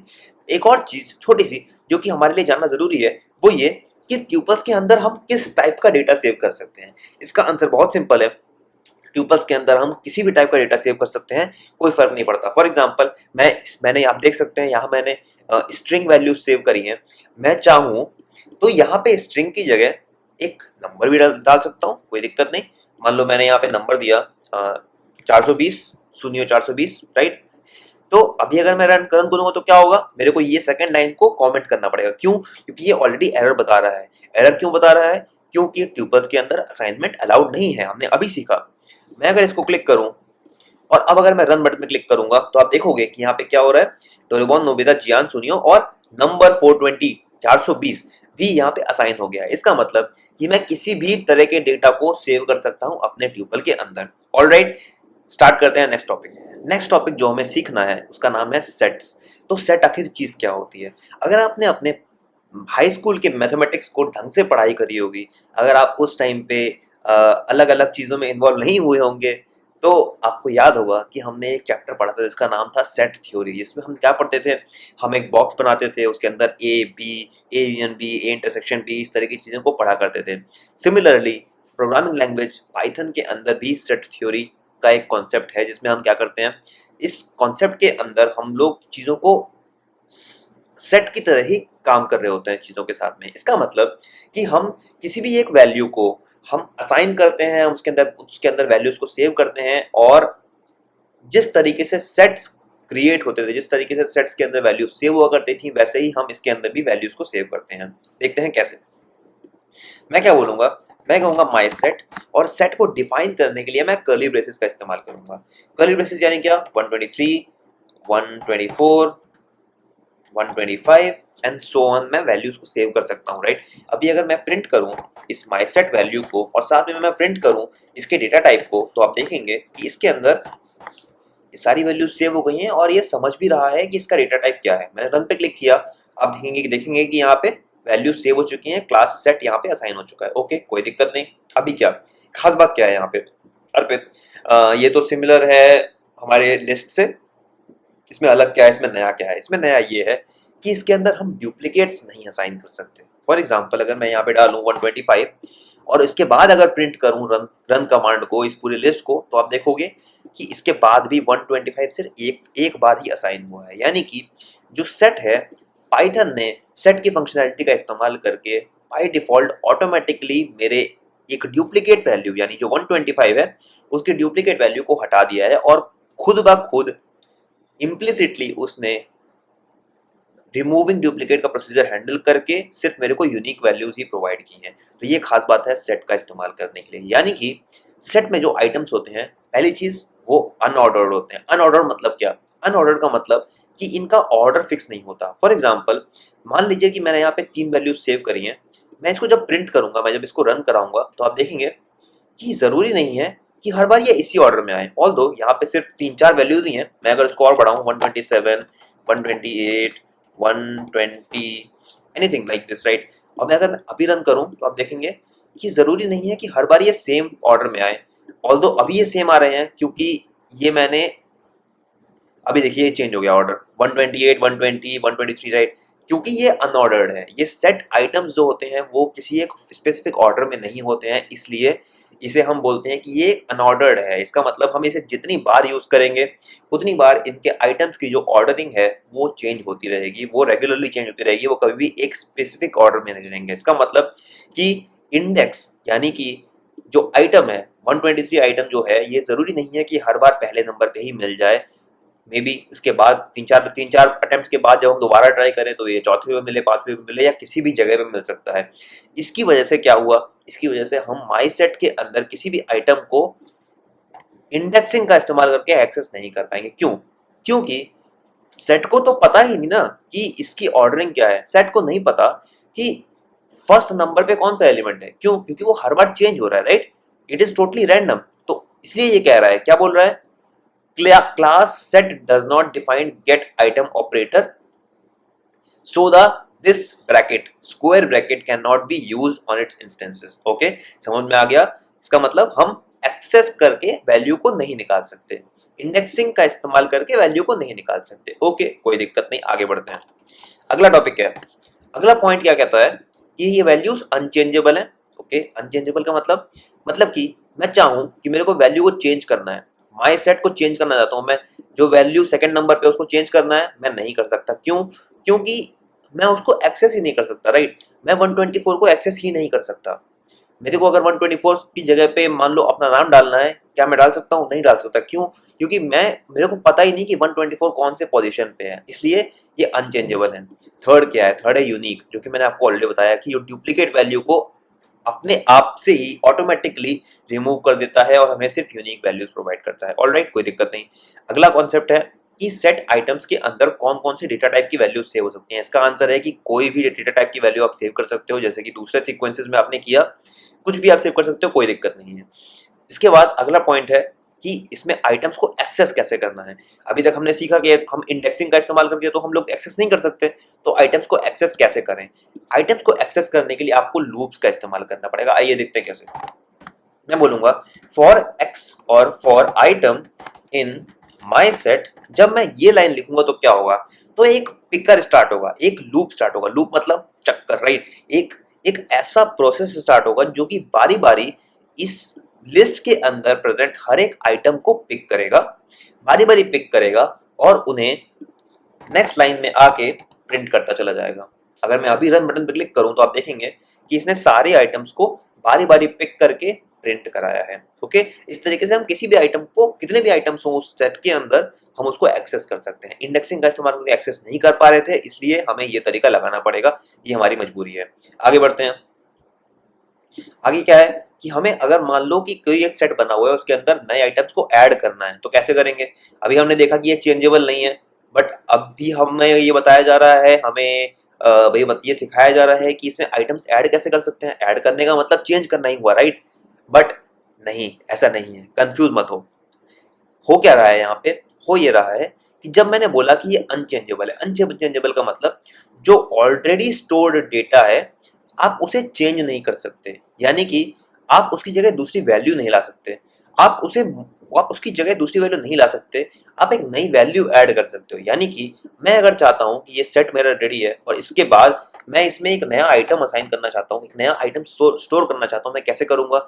मैं यूज करूंगा डॉट ऐड मेथड का, और उसके अंदर मैं पास क्या करूंगा? उसके अंदर मैं पास करूंगा एक नया वैल्यू। फॉर एग्जांपल मेरे को पास करना है हेलो वर्ल्ड, मैं बोल दूंगा। और फिर इसके बाद क्या? इसके बाद अगर मैं अब अपने माई सेट को प्रिंट करूंगा तो आप देखेंगे कि इसके अंदर सही वैल्यू आ चुकी है, इसके अंदर सारी वैल्यू रिजल्टेंट सेव हो चुकी है। हेलो वर्ल्ड इसके अंदर फर्स्ट नंबर पे, लाइक नॉट फर्स्ट नंबर पे, इंडेक्स 1 पे असाइन हो चुका है। बट क्योंकि हमने अभी सीखा कि इंडेक्सिंग जैसा कोई चीज होती ही नहीं है सेट्स के अंदर, तो इसलिए एक्चुअली में ये आइटम जो है हेलो वर्ल्ड, ये किसी स्पेसिफिक इंडेक्स पे नहीं गया है, ये रैंडमली फ्लोट कर रहा है पूरी लिस्ट, पूरे सेट के अंदर, और कहीं भी किसी भी पॉइंट पे ये हमें मिल सकता है। Alright, okay. अभी अगला कॉन्सेप्ट क्या है? हमने ऐड करना तो सीख लिया, अब हमें रिमूव करना है, वो कैसे करेंगे? रिमूव करना भी बहुत ईजी है। मैं कहूँगा माई सेट डॉट रिमूव, मैं डॉट रिमूव फंक्शन का यूज करूंगा और इसके अंदर वो आइटम पास करूंगा जो मैं रिमूव करना चाहता हूँ। मान लीजिए मैं 125 को रिमूव करना चाहता हूँ इस सेट के अंदर से, मैं 125 को रिमूव करना चाहता हूँ इस सेट के अंदर से, क्या मैं कर सकता हूँ? बिल्कुल कर सकता हूँ। मैं क्या करूंगा, मैं कहूंगा माई सेट डॉट रिमूव 125, इसके बाद मैं माई सेट को दोबारा प्रिंट करूंगा तो आप देखेंगे कि इसके अंदर से वो वैल्यू जा चुकी है। ओके, अगला जो टॉपिक आप पढ़ने वाले हैं उसका नाम है डिक्शनरी। तो डिक्शनरी चीज क्या होती है? डिक्शनरी का मतलब है, जैसा हमने अपने स्कूल में पढ़ा था, हमने ऑक्सफोर्ड की, भार्गव की, अलग अलग तरह की डिक्शनरी का इस्तेमाल किया होगा। ऑल्दो आज की जनरेशन जो आजकल स्कूल जा रही है, अगर आपने अभी भी स्कूल पास किया है तो आई डाउट कि आप लोग डिक्शनरी का यूज कर रहे होंगे, क्योंकि आजकल मोबाइल है, इंटरनेट है, हम लोग डायरेक्टली किसी भी वर्ड का मीनिंग सीखना है हम लोग गूगल कर लेते हैं। बट जब मैं स्कूल में था तो हम लोग एक मोटी सी डिक्शनरी रखा करते थे बैग के अंदर, और वो कंपलसरी था इंग्लिश की क्लास में रखना, ताकि इंग्लिश के जो हैवी वर्ड्स हैं उनको हम मीनिंग उनका सर्च कर सकें इन द डिक्शनरी, और उसके बाद हम लोग अपना जो भी चैप्टर पढ़ रहे हैं उसको समझ सकें। लेकिन इसके अंदर क्या है, ये प्रोग्रामिंग लैंग्वेज के अंदर डिक्शनरी का कॉन्सेप्ट कहाँ से आता है? एक्चुअली में प्रोग्रामिंग लैंग्वेज के अंदर भी डिक्शनरी का कॉन्सेप्ट वहीं से आता है। एक जो हमारी ओरिजिनल डिक्शनरी है उसके अंदर क्या होता है, उसके अंदर एक वर्ड होता है और एक मीनिंग होता है। ये वर्ड और मीनिंग एक दूसरे से रिलेटेड होते हैं, राइट?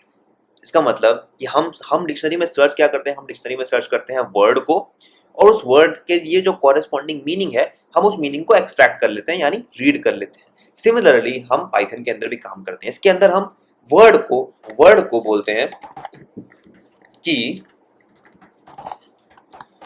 और नॉट की, और उससे कॉरेस्पॉन्डिंग जो मीनिंग होता है उसको हम बोलते हैं वैल्यू। इसका मतलब कि डिक्शनरी के अंदर हम की वैल्यू पेयर्स रेडी करते हैं, यानी कि हम, जैसे कि एक प्रॉपर डिक्शनरी होती है, स्कूल की डिक्शनरी होती है, इसके अंदर एक की होता है, एक वैल्यू होता है, उसी तरीके से इसके अंदर भी एक की और वैल्यू पेयर आपको मिलेगा। यानी कि अगर मेरे को एक डिक्शनरी बनानी है तो मैं क्या असाइन करूंगा इसके अंदर, मैं बोलूंगा इसका सिंटैक्स क्या होता है। इसका सिंटैक्स ये होता है कि मैं कहूंगा, मैं एक कर्ली ब्रेसेस का यूज करूंगा। कर्ली ब्रेसेस, यही ब्रेसेस जो हमने सेट को डिफाइन करते टाइम लिखे थे, वही ब्रेसेस को हम यहाँ भी यूज करेंगे। और हम क्या करेंगे, हम कहेंगे फॉर एग्जांपल मैं एक स्टूडेंट की डिक्शनरी बना रहा हूँ, वो कैसे सेव होगा? मैं बोलूंगा स्टूडेंट का नेम, मान लो नोबिता, और स्टूडेंट की एज क्या है, कितने का है ये, मे बी 14 साल, स्कूल, स्कूल का नाम मुझे तो याद नहीं आ रहा, एनी स्कूल, और लेट मी से डोरा स्कूल।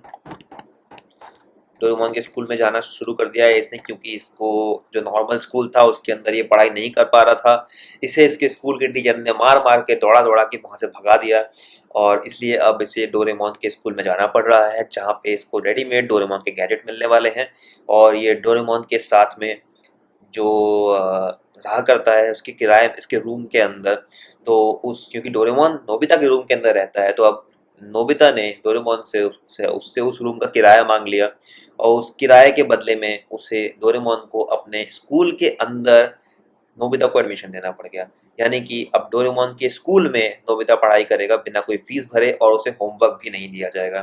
तो ये ट्रिक लगाई है नोबिता ने अपने पप्पा की प्रॉपर्टी के नाम पे। ओके, वापस आते हैं टॉपिक के ऊपर, बहुत हो गया। ओके, अभी क्या हुआ, मैंने यहाँ पे की वैल्यू पेयर्स तैयार किए, यानी कि नेम जो है वो एक की है, नोबिता जो है वो एक वैल्यू है। वैसे ही एज जो है वो क्या है, एज जो है वो की है, 14 क्या है, उससे कॉरेस्पॉन्डिंग वैल्यू है। स्कूल क्या है, स्कूल जो वर्ड है स्कूल, वो हमारा की है। डोरा स्कूल एक्चुअली में उससे कॉरेस्पॉन्डिंग वैल्यू है। अगर मैं स्कूल की डिक्शनरी के रेफरेंस में बात करूं तो जो नेम है वो हमारा वर्ड है जिसको कि हम सर्च करेंगे, और जो नोबिता है वो हमारा मीनिंग है, राइट, जो कि हम एक्सट्रैक्ट करेंगे, जो कि हम जानना चाहते हैं। यानी कि मान लो कि अगर मेरे को इस स्टूडेंट के बारे में कुछ इन्फॉर्मेशन निकालनी है, मान लो कि मुझे इस स्टूडेंट का माई डिक्शनरी या जो माई स्टूडेंट या सिर्फ स्टूडेंट, ये जो स्टूडेंट नाम का एक वेरिएबल डिफाइन हुआ है, ये एक स्टूडेंट नाम का जो एक बच्चा हमने डिफाइन किया है, हमने अभी अभी पैदा किया है अपने पाइचार्म एडिटर के अंदर, इसमें हम क्या करेंगे, मेरे को मान लो इसका सिर्फ स्कूल पता करना है, मैं कैसे करूंगा, मैं कहूंगा स्टूडेंट, और मैं स्क्वायर ब्रैकेट्स का इस्तेमाल करूंगा और स्क्वायर ब्रैकेट्स के अंदर मैं क्या पास करूंगा, मैं पास करूंगा वो की जो मुझे एक्सट्रैक्ट करना है। मुझे क्या चाहिए, मुझे स्कूल नेम चाहिए, तो मैं सिंपली कहूंगा स्कूल, दैट्स इट। अभी क्या, अभी एरर क्यों दे रहा है, क्योंकि मैंने पाइथन को बताया ही नहीं कि इसके साथ करना क्या है, क्या करूं मैं इसका, इसको मैं क्या करूं, इसको मैं प्रिंट करूं, इसको मैं किसी वेरिएबल के अंदर सेव करूं, उसके अंदर इसको मैं क्या करूं। तो मैं क्या करूंगा, मैं इसको एक वेरिएबल में सेव करूंगा, मैं कहूंगा school underscore name equals to student, और फिर उसके बाद मैंने यहाँ पे प्रिंट कर दिया print school name, that's it. Okay, कोई दिक्कत नहीं। अभी अगर मैं रन बटन पे क्लिक करूं तो आप देखेंगे कि यहाँ पे डोरा स्कूल जो वैल्यू है वो सबसे लास्ट में प्रिंट हो रही है, ऑल्दो पुरानी वैल्यूज भी यहाँ पे डिस्प्ले हो रही हैं जो कि पहले के कोड के लिए, तो मैं इनको रिमूव कर देता हूँ अभी। I think that's it, yes. अभी मैं अगर रन करूँ दोबारा से देखने के लिए कि यहाँ पे क्या हो रहा है, तो डोरा स्कूल जो वैल्यू है वो यहाँ पे सेव हो रही है, प्रिंट हो रही है आउटपुट स्क्रीन के ऊपर। कोई दिक्कत नहीं, आगे बढ़ते हैं। आगे आगे क्या है, आगे है डिक्शनरी की प्रॉपर्टीज। तो प्रॉपर्टीज क्या क्या है, प्रॉपर्टीज है ऑर्डर्ड, यानी कि जो डिक्शनरी में जिस ऑर्डर में मैंने वैल्यूज को डिफाइन किया है ये इसी ऑर्डर में ही सेव्ड रहेंगी, प्रिजर्व्ड रहेंगी। यानी कि डिक्शनरी में जो की वैल्यू पेयर का ऑर्डर है वो हमेशा प्रिजर्व्ड रहेगा, वो कभी भी ऊपर नीचे नहीं होगा। यानी कि अगर मैं चाहूँ तो पूरी की पूरी डिक्शनरी को प्रिंट करूँ यहाँ पे school, no not school, student, मेरे को पूरी पूरी स्टूडेंट डिक्शनरी को अगर प्रिंट करना है, मैं क्लिक करूं रन बटन पे तो आप देखोगे कि नेम नोबिता एज 14 स्कूल डोरा स्कूल। मैं इसको कितनी बार भी क्लिक करूं इसका ये ऑर्डर प्रिजर्व्ड रहेगा, ये कभी भी चेंज नहीं होगा। ओके, इसका मतलब है कि order is preserved. Second topic क्या है, सेकंड प्रॉपर्टी है चेंजेबल, यानी कि मान लो कि नोबिता की एज बढ़ गई, नोबिता का बर्थडे आया, नोबिता का 1 साल एज बढ़ गई, हम उसको भी सेव कर सकते हैं। कैसे, मैं क्या कहूंगा, मैं कहूंगा स्टूडेंट, और फिर से मैं इंडेक्सिंग करूंगा, फिर से मैं एक्सेस करूंगा दैट वैल्यू को। मैं बोलूंगा उसकी एज को बच्चे बढ़ा दो, कितने से, उसकी एज को बढ़ा दो 1 से। मैं कहूंगा कंट्रोल सी कंट्रोल वी +1, इसका मतलब कि नोबिता की पुरानी एज को लो और उसमें 1 ऐड कर दो। और अगर अब मैं प्रिंट करूं अपनी उस पूरी की पूरी डिक्शनरी को तो आप देखेंगे कि यहाँ पे वैल्यू चेंज हो चुकी है, यानी कि नोबिता जो पहले 14 साल का था अब बर्थडे होने के बाद वो 15 साल का हो चुका है, लेकिन वो अभी भी डोरेमोन के साथ उसी के रूम में रहता है, मुझे पता नहीं क्यों रहता है। ओके, आगे बढ़ते हैं। अगला जो टॉपिक है इसका मतलब है, इसका नाम है नो डुप्लीकेट्स, यानी कि डिक्शनरी के अंदर हम कभी भी डुप्लीकेट की वैल्यू पेयर सेव नहीं कर सकते। फॉर एग्जाम्पल, अगर मैं यहाँ पे एक और की वैल्यू पेयर डालना चाहूँ जिसका नाम मैं फिर से एज रखूंगा, तो क्या ये मेरे को करने देगा, तो आप देखेंगे कि ये मेरे को नहीं करने दे रहा है। क्यों, ये क्या कह रहा है, ये कह रहा है डिक्शनरी कंटेन्स अ डुप्लीकेट की एज। ये खुद मेरे को हिंट दे, मेरे को बता रहा है कि मैंने एज नाम का एक डिक्शनरी को 2 बार क्रिएट कर दिया है। ओके, कोई दिक्कत नहीं, इसको हम नहीं करेंगे। अगर आप मना कर रहे हो मेरे को तो नहीं बनाएंगे, कोई दिक्कत नहीं। एज को एक बार में ही डिफाइन कर देंगे और बाद में नोबिता की एज को बढ़ा देंगे। ओके, कोई दिक्कत नहीं। अब बढ़ते हैं अगले टॉपिक की तरफ। अगला टॉपिक जो हम पढ़ने वाले हैं उसका नाम है व्हाइल लूप। व्हाइल लूप आखिर क्या करता है, जैसा कि हमने पहले भी देखा कि एक लूप क्या करता है, लूप किसी भी एक्शन को रिपीट करता है मल्टीपल नंबर ऑफ टाइम्स। यानी कि जब मैंने बोला कि कोई एक टास्क करो, फॉर एग्जांपल मैंने अगर बोला कि एक प्रिंट कमांड में हेलो वर्ल्ड नाम का मैसेज फाइनल आउटपुट स्क्रीन के ऊपर प्रिंट करो, मैं अगर इसको रन पे क्लिक करूं तो ये हेलो वर्ल्ड प्रिंट कर देगा, कोई दिक्कत नहीं, इतना तो अपने को आता है, इसमें कुछ भी नया नहीं है। अब इसमें नया क्या है, नया ये है कि मान लो कि अगर मेरे को ये हेलो वर्ल्ड का मैसेज 15 बार प्रिंट करना है तो मैं क्या करूं, मेरे को अगर इसे 15 बार प्रिंट करना है तो मेरे को इसे 15 बार प्रिंट स्टेटमेंट लिखना पड़ेगा। नहीं, मैं बहुत आलसी हूं, मैं ये काम नहीं करने वाला। इसलिए मेरे आलस को संभाल के रखने के लिए पाइथन ने मेरे को एक नया टूल दिया, एक नया गैजेट निकाल के दिया। क्या नाम है उसका, उसका नाम है व्हाइल लूप। यानी कि मैं पाइथन को बता सकता हूँ कि पाइथन भैया एक काम कर दो, प्रिंट हेलो वर्ल्ड को ना 15 बार प्रिंट करके दे दो। इसका मतलब क्या हुआ, इसका मतलब कि मैं एक लूप चलाऊंगा, मैं उसे सिर्फ एक मैसेज पास करूंगा, वो है प्रिंट हेलो वर्ल्ड का जो मैसेज है वो एक बार पास करूंगा, मैं बोलूंगा उसे कि 15 बार कर दो। तो व्हाइल लूप तो हमारा कुछ ज्यादा ही भोला है, वो बोलेगा अच्छा 15 की काउंटिंग कैसे करेंगे, हम उसे वो भी बताएंगे कैसे, आइए देखते हैं। मैं बोलूंगा कि पाइथन भैया एक काम करो, काउंटर क्रिएट करो जिसको कि पहले असाइन कर दो 0, यानी कि काउंटिंग यानी number of times that you have printed some message on the screen, ये जो काउंट है इसका स्टार्टिंग में 0 बोल दो। क्यों, क्योंकि अभी तक हमने प्रिंट ही नहीं किया। ठीक है, कोई दिक्कत नहीं। No, what are you doing, नहीं, ओके, कमेंट। इसके बाद क्या, इसके बाद मैं बोलूंगा पाइथन एक काम करो, वाइल लूप स्टार्ट करो, मतलब गिनती करना शुरू करो और एक वाइल लूप शुरू करो और उसके अंदर क्या करो, उसके अंदर काउंटर की वैल्यू को चेक करो, क्या काउंटर की वैल्यू 15 से कम है, 15 से कम है। अगर 15 से कम है तो ये मैसेज को प्रिंट कर दो, hey there I am learning, spelling mistake नहीं करते हैं फिर, पाइथन। ओके, इसके बाद क्या, एच का एच सही कर देते हैं, वरना नोबिता के टीचर, इंग्लिश वाले टीचर हमारी पिटाई करेंगे, वो बोलेंगे कि पहला कैरेक्टर हमेशा बड़ा होना चाहिए। ओके, आगे बढ़ते हैं। Hey there I am learning Python, ये मैसेज को प्रिंट कर देगा इस लूप के अंदर। अभी क्या, अभी वाइल लूप जो कि बहुत भोला और मासूम है, उसे नहीं पता कि काउंटर जो है उसे बढ़ाना भी है, उसे नहीं पता। तो हम क्या बोलेंगे, हम उसे बोलेंगे कि भैया तुमने एक बार प्रिंट कर दिया ना, अब काउंटर की जो वैल्यू है उसे +1 कर दो। +1 मतलब क्या हो, मतलब तुमने एक बार प्रिंट किया तो पहले 0 थी, अब +1 कर दो, मतलब अब उसको 1 कर दो। तो मैं क्या बोलूंगा, काउंटर इक्वल्स टू काउंटर, यानी काउंटर की old value +1, counter equals to counter +1। तो काउंटर की वैल्यू कितनी हो गई अब, 1। तो क्या होगा उसके बाद, ये लाइन प्रिंट होने के बाद कर्सर वापस से यहां जाएगा और क्या बोलेगा, यहाँ पे चेक करेगा फिर से, क्या काउंटर की वैल्यू अभी भी 15 से कम है। काउंटर का जो ये वाइल लूप है, वाइल लूप बोलेगा हाँ हाँ है। उसके बाद क्या होगा, उसके बाद ये वापस से इस लाइन को प्रिंट कर देगा और इस लाइन को प्रिंट करके वो बोलेगा कि भैया मैंने काम कर दिया। काम कर दिया तो क्या हुआ, काम कर दिया तो उसके बाद वो वापस से नेक्स्ट लाइन पे आएगा, वो चेक करेगा क्या काउंटर की वैल्यू काउंटर +1 करेगा दोबारा से, वो बिल्कुल करेगा। काउंटर +1 करने का मतलब क्या हुआ कि पहले जो वैल्यू 1 थी अब वो 1 + 1 हो जाएगी, यानी अब वो 2 हो जाएगी। 2 करने के बाद वो वापस जाएगा, भैया भैया काम हो गया है, काम हो गया है, क्या अभी भी कुछ करना है। तो वो बोलेगा हाँ बिल्कुल करना है। क्या करना है, काउंटर इज लेस देन 15 को चेक करो, क्या काउंटर इज लेस देन 15 है, यानी कि क्या 2 लेस देन 15 है। तो जो वाइल लूप है वो इस काउंटर वेरिएबल को एक थप्पड़ लगाएगा और बोलेगा इतना भी नहीं आता तुमको, 2 तो 15 से छोटा है ही, सबको पता है, तुमको भी पता है, मुझे भी पता है। तो वो क्या बोलेगा, चलो वापस से अंदर कमरे के अंदर और फिर से ये लाइन को प्रिंट करो। ये प्रिंट करने का मैसेज दोबारा से, फिर दोबारा से जाएगा वापस से इस लाइन पे, दोबारा से उसको इंक्रीमेंट करेगा, +1 करेगा और वापस से इस पॉइंट पे जाएगा, दोबारा से चेक करेगा और ये लूप चलता जाएगा जब तक कि वैल्यू 15 नहीं होगी। फिर जैसे ही काउंटर इक्वल्स टू 14 + 1 यानी 15 होगी तो क्या होगा, ये वापस से इस पॉइंट पे आएगा और चेक करेगा 15 इज लेस देन 15, क्या 15 लेस देन 15 है। आंसर मिलेगा नहीं, क्यों, क्योंकि 15 is equal to 15 but not less than. जब मैं यहाँ लेस देन बोल रहा हूँ इसका मतलब क्या हुआ, छोटा है, ना कि छोटा और इक्वल है, इट इज स्मॉल, राइट। तो स्मॉल है तो यहाँ पे क्या होगा, यहाँ पे ये वापस जाएगा, यहाँ पे ये वाइल लूप चेक करेगा और ये कंडीशन फॉल्स हो जाएगी। जैसे ही ये कंडीशन फॉल्स हुई तो वाइल लूप क्या चेक कर रहा था, वो डंडा लेके तैयार था कि जैसे ही ये फॉल्स हो जाएगी ये कंडीशन इसके अंदर लिखी हुई, वो एक खींच के डंडा मारेगा और जो पाइथन का कंट्रोल है, पाइथन का जो एग्जीक्यूटर है, उसका कर्सर को बाहर फेंक देगा, यानी इस पॉइंट पे फेंक देगा, राइट।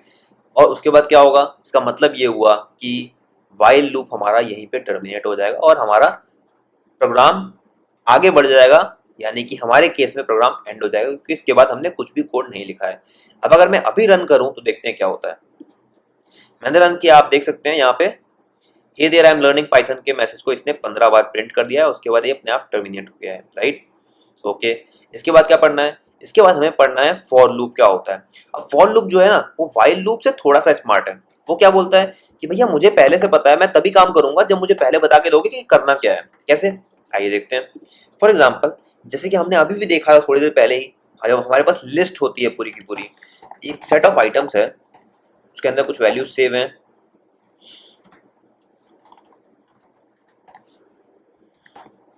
नोबिता, डोरेमोन, इसके बाद हम शुजुका को भी ले लेते हैं इसके अंदर। शिजुका होता है या शुजुका, आई थिंक शुजुका होता है, पता नहीं, आप लोग मेरे को कमेंट सेक्शन में बताना कि सही क्या होता है, शिजुका लिखते हैं या शुजुका लिखते हैं, मुझे नहीं पता। जियान, नॉट जिरान, जियान, सुनियो। ओके, ये लिस्ट ऑफ फ्रेंड्स हैं, मेरे को इन्हें बारी बारी प्रिंट करना है। मैं कैसे करूंगा, मैं एक मैसेज के साथ में प्रिंट करने वाला हूं। मैं बोलूंगा प्रिंट आई एम वॉचिंग और उसके बाद मैं चाहता हूं कि मैं इस लिस्ट में से जो आइटम्स हैं उनको बारी बारी प्रिंट करता जाऊं पूरे एक प्रॉपर मैनर में, प्रॉपर ऑर्डर में। कैसे करेंगे आइए देखते हैं। मैं क्या बोलूंगा, मैं इसको पहले तो डिलीट करूंगा, मैं एक लूप चलाऊंगा, मैं बोलूंगा my for character in my list, यानी इस लिस्ट में जितने भी कैरेक्टर्स हैं। ये जो कैरेक्टर वर्ड मैंने लिखा है ये एक टेम्पररी वेरिएबल है जो कि एक पिकर का काम करेगा, जो कि आइटम को पिक करेगा। कहाँ से?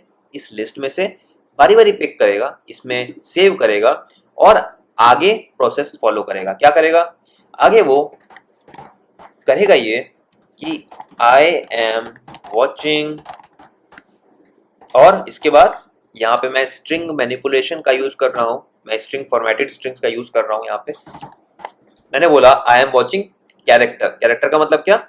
बारी बारी यहाँ पे अलग अलग वैल्यूज प्रिंट होंगी। लाइक कैरेक्टर का मतलब नोबिता, कैरेक्टर का मतलब डोरेमोन, कैरेक्टर का मतलब सुजुका। इस तरह से हम वैल्यूज को प्रिंट करते जाएंगे। ओके, आइए चलिए रन करके देखते हैं कि रिजल्ट क्या आता है। जब मैं क्लिक करूंगा तो आप देखेंगे यहाँ पे I am watching Nobita, Doraemon, Suzuka, Gian, Suneo. Just by a single line of code मैं ये सारी चीजें कर सकता हूँ, राइट। तो ये पावर है एक फॉर लूप की, जो कि हमें बोलता है ये कि मैं तब काम करूंगा जब पहले से क्लियर होगा कि क्या क्या चीज प्रिंट करनी है, यानी कि कितनी बार लूप को चलना है, या फिर मैं ऐसा कहूं कि मेरे को कितने आइटम्स के ऊपर अपना लूप रन कराना है। जब ये चीज पहले से क्लियर होती है तभी ये हमारा जो फॉर लूप होता है वो प्रॉपरली वर्क करता है। नेक्स्ट टॉपिक जो हम पढ़ने वाले हैं उसका नाम है फंक्शंस। तो आखिर फंक्शंस चीज क्या होती है? जैसा कि हम अभी तक देख रहे हैं कि हमारे कोड के अंदर हम कुछ 3-4 लाइन का कोड लिखते हैं और उससे कुछ काम कराते हैं और हम आगे बढ़ते हैं, राइट। मान लीजिए मेरे को कोड लिखना है जिसमें कि मैं कुछ खाना बना रहा हूँ। मान लीजिए मेरे को सब्जी रेडी करनी है, मेरे को सब्जी बनानी है, मेरे को मान लीजिए राजमा रेडी करना है। राजमा बनाने के लिए मैं क्या करने वाला हूँ? मैं सबसे पहला एक्शन मैं जो लूंगा वो होगा राजमा खरीद के लाओ, ठीक है। उसके पहले मैं क्या बोलूंगा? उसके पहले मैं बोलूंगा मार्केट जाओ, मार्केट जाओ, फिर राजमा खरीद के लाओ। फिर एक रात पहले राजमा को पानी में भिगाओ। अगला मैसेज क्या होगा? अगला स्टेप क्या होगा? अगला स्टेप होगा कि लेट मी क्लियर दिस। एक रात पहले राजमा को भिगाओ, फिर क्या? फिर उसके बाद सब्जियां खरीद के लाओ, या सब्जियां अगर आप पहले से खरीद के रखे हुए हो तो सब्जी को अगले दिन फ्रिज से बाहर निकालो। अगला क्या? इसके बाद क्या करेंगे? इसके बाद हम कहेंगे कि सब्जी को धुल के लाओ, और फिर उसके बाद सब्जी को काटो। इसके बाद क्या? इसके बाद मैं जो नेक्स्ट स्टेप फॉलो करूंगा वो होगा कि प्याज को, नॉट प्याज, सबसे पहले मैं कढ़ाई या कुकर जिसके अंदर भी सब्जी बनाने वाले हो आप, उसके अंदर तेल डालो, बर्तन गैस पे चढ़ाओ, तेल बर्तन में डालो और गरम करो, गरम होने दो। थोड़ा सा दूर होके खड़े रहो वरना छींटा पड़ेगा, राइट, वरना छींटा पड़ेगा। इसके बाद क्या? इसके बाद जो नेक्स्ट स्टेप है उसमें हम प्याज डालेंगे। उसके अंदर प्याज को गरम तेल में डालो। इसके बाद क्या होगा? इसके बाद जो अगला स्टेप होगा उसमें हम प्याज के बाद हल्दी डालेंगे या मसाले डालेंगे। हल्दी डालो प्याज में, फिर इसके बाद, नहीं गलत लिख रहे हो, गलत मिस्टेक, ओके। इसके बाद हम कहेंगे कि ठीक है मिर्ची, हरी मिर्ची डालो। तो ये जो मेरा प्रोसीजर है जो मैं फॉलो करता हूँ खाना बनाने के लिए, तो अगर आप मेरी सीक्रेट रेसिपी जानना चाहते हैं तो आप इस सारे स्टेप्स को फॉलो कर सकते हैं और इस स्टेप से बहुत ही टेस्टी, बहुत ही स्वादिष्ट आप राजमे की सब्जी रेडी कर सकते हैं। ओके, आगे बढ़ते हैं। हरी मिर्ची को गरम प्याज में डालो। इसके बाद क्या, इसके बाद हमने प्याज रेडी कर लिया, हमने उसमें हरी मिर्ची डाल दी, हल्दी डाल दी। इसके बाद क्या होगा, इसके बाद हम इसके अंदर डालेंगे टमाटर। टमाटर को बर्तन में डालो और ऊपर से सारे मसाले भी डाल दो। ओके, ठीक है। इसके बाद क्या, टमाटर को भूनो, यानी कि उसे पूरा पेस्ट होने दो, पेस्ट बनने दो, क्योंकि जितना ज़्यादा इसका पेस्ट बनेगा, जितना ज़्यादा वो गाढ़ा हो जाएगा, उतना ज़्यादा टेस्टी फ्लेवर बन के आएगा। ओके, आगे बढ़ते हैं। इसके बाद क्या होगा, इसके बाद जब जैसे ही उसका पेस्ट रेडी हो जाए तो हम क्या करेंगे, हम उसके अंदर कुछ जो हमारा राजमा है या हमारे आलू, मान लीजिए आलू आपको डालना है, राजमा आलू हमेशा बनाता हूँ मैं, तो वो डालना है आपको। आप क्या करोगे, राजमा को उसके अंदर डालोगे, राजमा को मसाले में डालो या मसाले के पेस्ट में डालो, मसाले के पेस्ट में डालो और थोड़ी देर उसको भूनने दो, थोड़ी देर उसको भूनने दो। तुरंत अगर आप पानी डाल दोगे उसके अंदर तो उसमें वो वाला फ्लेवर नहीं आएगा, जिससे कि बहुत बढ़िया वाला टेस्ट बन के आएगा। ओके, इसके बाद क्या होगा, उसके बाद थोड़ी देर बाद आलू डाल दो, थोड़ी देर बाद आलू डाल दो। इसके बाद क्या, इसके बाद भुन जाने दो, भुन जाने दो। फिर क्या, फिर मैं बोलूँगा पानी डालो, ज़्यादा मत डालना, ज़्यादा मत डालना, वरना मज़ा नहीं आएगा। ओके, फिर क्या, इसके बाद हम बोलेंगे कि कुकर बंद कर दो, कुकर में सीटी लगा दो और बेड पे जाके इंस्टा रील्स देखो।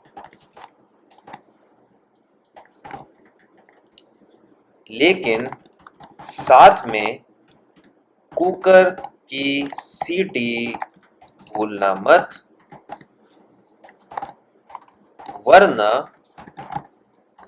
राजमा जल जाएगा। बिल्कुल। इसके बाद क्या, इसके बाद कुछ नहीं, इसके बाद हम बोलेंगे कि 5-6 जितनी भी सीटी आप लगाना चाहते हो, डिपेंडिंग कि आप कितना टेम्परेचर लगा रहे हो या आप अगर गैस कितनी हाई है आपकी, पकने तक वेट करो, पकने तक वेट करो, और स्वाद लेके एंजॉय करो। तो ये हमने क्या किया, हमने इतनी सारी मेहनत करके राजमे की सब्जी की रेसिपी पूरी रेडी की, हमने राजमा बनाया। ओके, राइट, कोई दिक्कत नहीं। अभी यहाँ पे आता है फंक्शंस का लॉजिक। इसका मतलब कि मान लो कि मैंने आज, मेरे को राजमे की सब्जी बनानी थी, मैंने बना के रेडी कर लिया। अब मान लो मैं इस प्रोसेस के लिए एक बॉट रेडी कर रहा हूँ, मैं इस प्रोसेस के लिए एक ऑटोमेशन रेडी करना चाहता हूँ। मैं चाहता हूँ कि मैं एक बॉट को ये सारी चीज़ें सिखा दूँ, या मैं किसी अपने दोस्त को या अपने किसी और को ये पूरी चीज़ें सिखा दूँ, और मैं बैठ के आराम करूँ और मेरे को बस ये कमांड देना है, मेरे को बस उस बॉट को कमांड देना है कि राजमा बनाओ, वो ये सारे प्रोसेस को फॉलो करता जाए। तो अगर मान लो कि मेरे को दोबारा से ये राजमा बनाना है, दोबारा से ये चीज़ करनी है, तो क्या मुझे दोबारा से ये सारी चीज़ें लिखनी पड़ेंगी, ये सारे प्रोसेस लिखने पड़ेंगे अपने सॉफ्टवेयर के अंदर? आंसर है नहीं। क्यों? क्योंकि मैं यहाँ पे यूज़ करने वाला हूँ फंक्शंस का। मैं क्या बोलूँगा, मैं एक नया फंक्शन रेडी करूँगा, इसका नाम मैं दूंगा राजमा बनाओ। ओके, इसके अंदर क्या होगा, इसके अंदर मैं ये जितने भी स्टेप्स हैं इन सबको यहाँ से बाहर निकालूंगा, यहाँ से मैंने कट किया और इसके अंदर मैंने सेव कर दिया। अभी इससे क्या होगा, इससे होगा ये कि अब ये जो फंक्शन रेडी हुआ है, इसने याद कर लिया है, इसने मेमोराइज कर लिया है कि ये सारे के सारे स्टेप्स राजमा बनाने के क्या होते हैं। अब मैं जितनी बार चाहूँ इस राजमा बनाने के प्रोसेस को कॉल कर सकता हूँ, ये अपने आप आएगा, प्रोसेस पूरा फॉलो करेगा, सारे प्रिंट स्टेटमेंट्स को रन करेगा और उसके बाद चला भी जाएगा। मेरे को बार बार कोड लिखने की जरूरत नहीं है। आइए दिखाता हूँ कैसे। फॉर एग्जाम्पल मैंने बोला डेट, आज की डेट मान लीजिए कोई भी डेट है आज, आई थिंक आज है 21 सितंबर। 21 सितंबर को क्या हुआ, मैंने राजमा बनाने की रेसिपी बोली, राजमा बनाओ। फिर क्या हुआ, फिर मान लीजिए 22 सितंबर और 23 को एक दिन के बाद, एक दिन छोड़ के मैंने दोबारा बोला राजमा बनाओ। तीसरी बार एक दिन और छोड़ के मैंने फिर से बोला डेट 25 सितंबर को मैंने बोला राजमा बनाओ, राइट। तो मैंने यहाँ पे क्या किया, मैंने 3 बार सेम फंक्शन को कॉल किया है। और अब अगर मैं रन बटन पे क्लिक करूंगा तो आप देखोगे रिजल्ट क्या हो रहा है। मैं थोड़ा सा आउटपुट विंडो को खोलूंगा, यहाँ पे क्या हो रहा है, डेट 21 सितंबर को ये पूरा प्रोसेस इसने फॉलो किया। मैं एक काम करता हूँ, मैं जरा सा कुछ सिंबल सेट करता हूँ ताकि पहचानने में आसानी हो। ओके, ये बेस्ट तरीका होता है जिससे कि आप आउटपुट स्क्रीन में और लॉग्स स्क्रीन में समझ पाते हो कि रिजल्ट जा किस तरफ रहा है, यानी कि डेलीमीटर्स क्या हैं, आपको कैसे आइडेंटिफाई करना है कि आपका कोड किस हिस्से में रन हुआ है। ओके, डेट, यस यस, और इसके बाद यहाँ पे ऐसे। अभी अगर मैं रन पे क्लिक करूँ तो आप देखोगे कि यहाँ पे ये देखिए डेट 21 सितंबर को इतना सारा प्रोसेस इसने फॉलो किया, राइट। और फिर डेट 23 सितंबर को दोबारा से इसने फॉलो किया, डेट 25 सितंबर को भी इसने फॉलो किया, राइट। और हमें कोड लिखने की जरूरत सिर्फ एक बार पड़ी, राइट। ये है पावर फंक्शंस की, कि हमने सिर्फ एक बार लिखा, एक बार कोड रेडी किया और हम जितनी बार चाहें उसे कॉल कर सकते हैं। मल्टीपल टाइम्स हम किसी भी फाइल के अंदर से भी कॉल कर सकते हैं, हमें सिर्फ कोड को एक बार लिखने की जरूरत थी, राइट। तो इस वीडियो के अंदर मैंने वो सारे टॉपिक्स कवर किए हैं जो कि आपको पाइथन को बेसिक्स समझने के लिए, बेसिक्स जानने के लिए, पाइथन में अपनी सफर को शुरुआत करने के लिए सीखना जरूरी था। वो सारी चीजें मैंने कवर अप कर दी हैं। नेक्स्ट वीडियो में हम लोग थोड़ा और इन डेप्थ जाएंगे, एडवांस लेवल के पाइथन के कॉन्सेप्ट्स को पढ़ेंगे, उन्हें सीखेंगे, उन्हें अच्छे से गहराई से समझेंगे, रियल वर्ल्ड के एग्जांपल्स के साथ उन्हें रिलेट भी करेंगे। नेक्स्ट वीडियो में जो कि अगले वीक आने वाली है, हम ये सारे कॉन्सेप्ट कवर अप करेंगे और डिटेल में इन सारी चीज़ों को पढ़ेंगे और कोशिश करेंगे कि एक अच्छा सा प्रोजेक्ट भी हम रेडी करें। ऑलराइट, मिलते हैं नेक्स्ट वीडियो में। मेक श्योर कि आप इस वीडियो को लाइक करें, इस चैनल को सब्सक्राइब करें और कनेक्टेड रहें ताकि आप अगली आने वाली वीडियो को मिस ना करें। और विश्वास रखिए, ये जो एआई का जो बूम आ रहा है, एआई का जो सफर है, ये जो नया एक बज़वर्ड निकल के आ रहा है, इससे बिल्कुल भी घबराने की जरूरत नहीं है। अगर आपको ये बात बोली जा रही है, आप नॉन आईटी बैकग्राउंड से भी हो, ट्रस्ट मी, मेरे साथ आप इस सफर को इजीली स्मूथली कवर अप कर लोगे। और जो एक लैग है इंडस्ट्री का या आईटी सेक्टर का और आपके प्रोफेशन का, भले ही आप मार्केटिंग में हो, आप किसी भी फील्ड के अंदर हो, आप एचआर हो, आप किसी भी फील्ड के अंदर हो, आप चाहते हो कि आपको प्रोग्रामिंग सीखनी है, आपको सॉफ्टवेयर इंजीनियरिंग फील्ड में आना है, आप इजीली कर सकते हो, कोई दिक्कत नहीं है। जस्ट आपको जो बेसिक्स क्लियर करने हैं वो सारे को क्लियर करने में और कुछ एडवांस लेवल की चीज़ों को भी सीखने में मैं आपकी हेल्प करने वाला हूँ। मिलते हैं नेक्स्ट वीडियो में। Till then, good bye.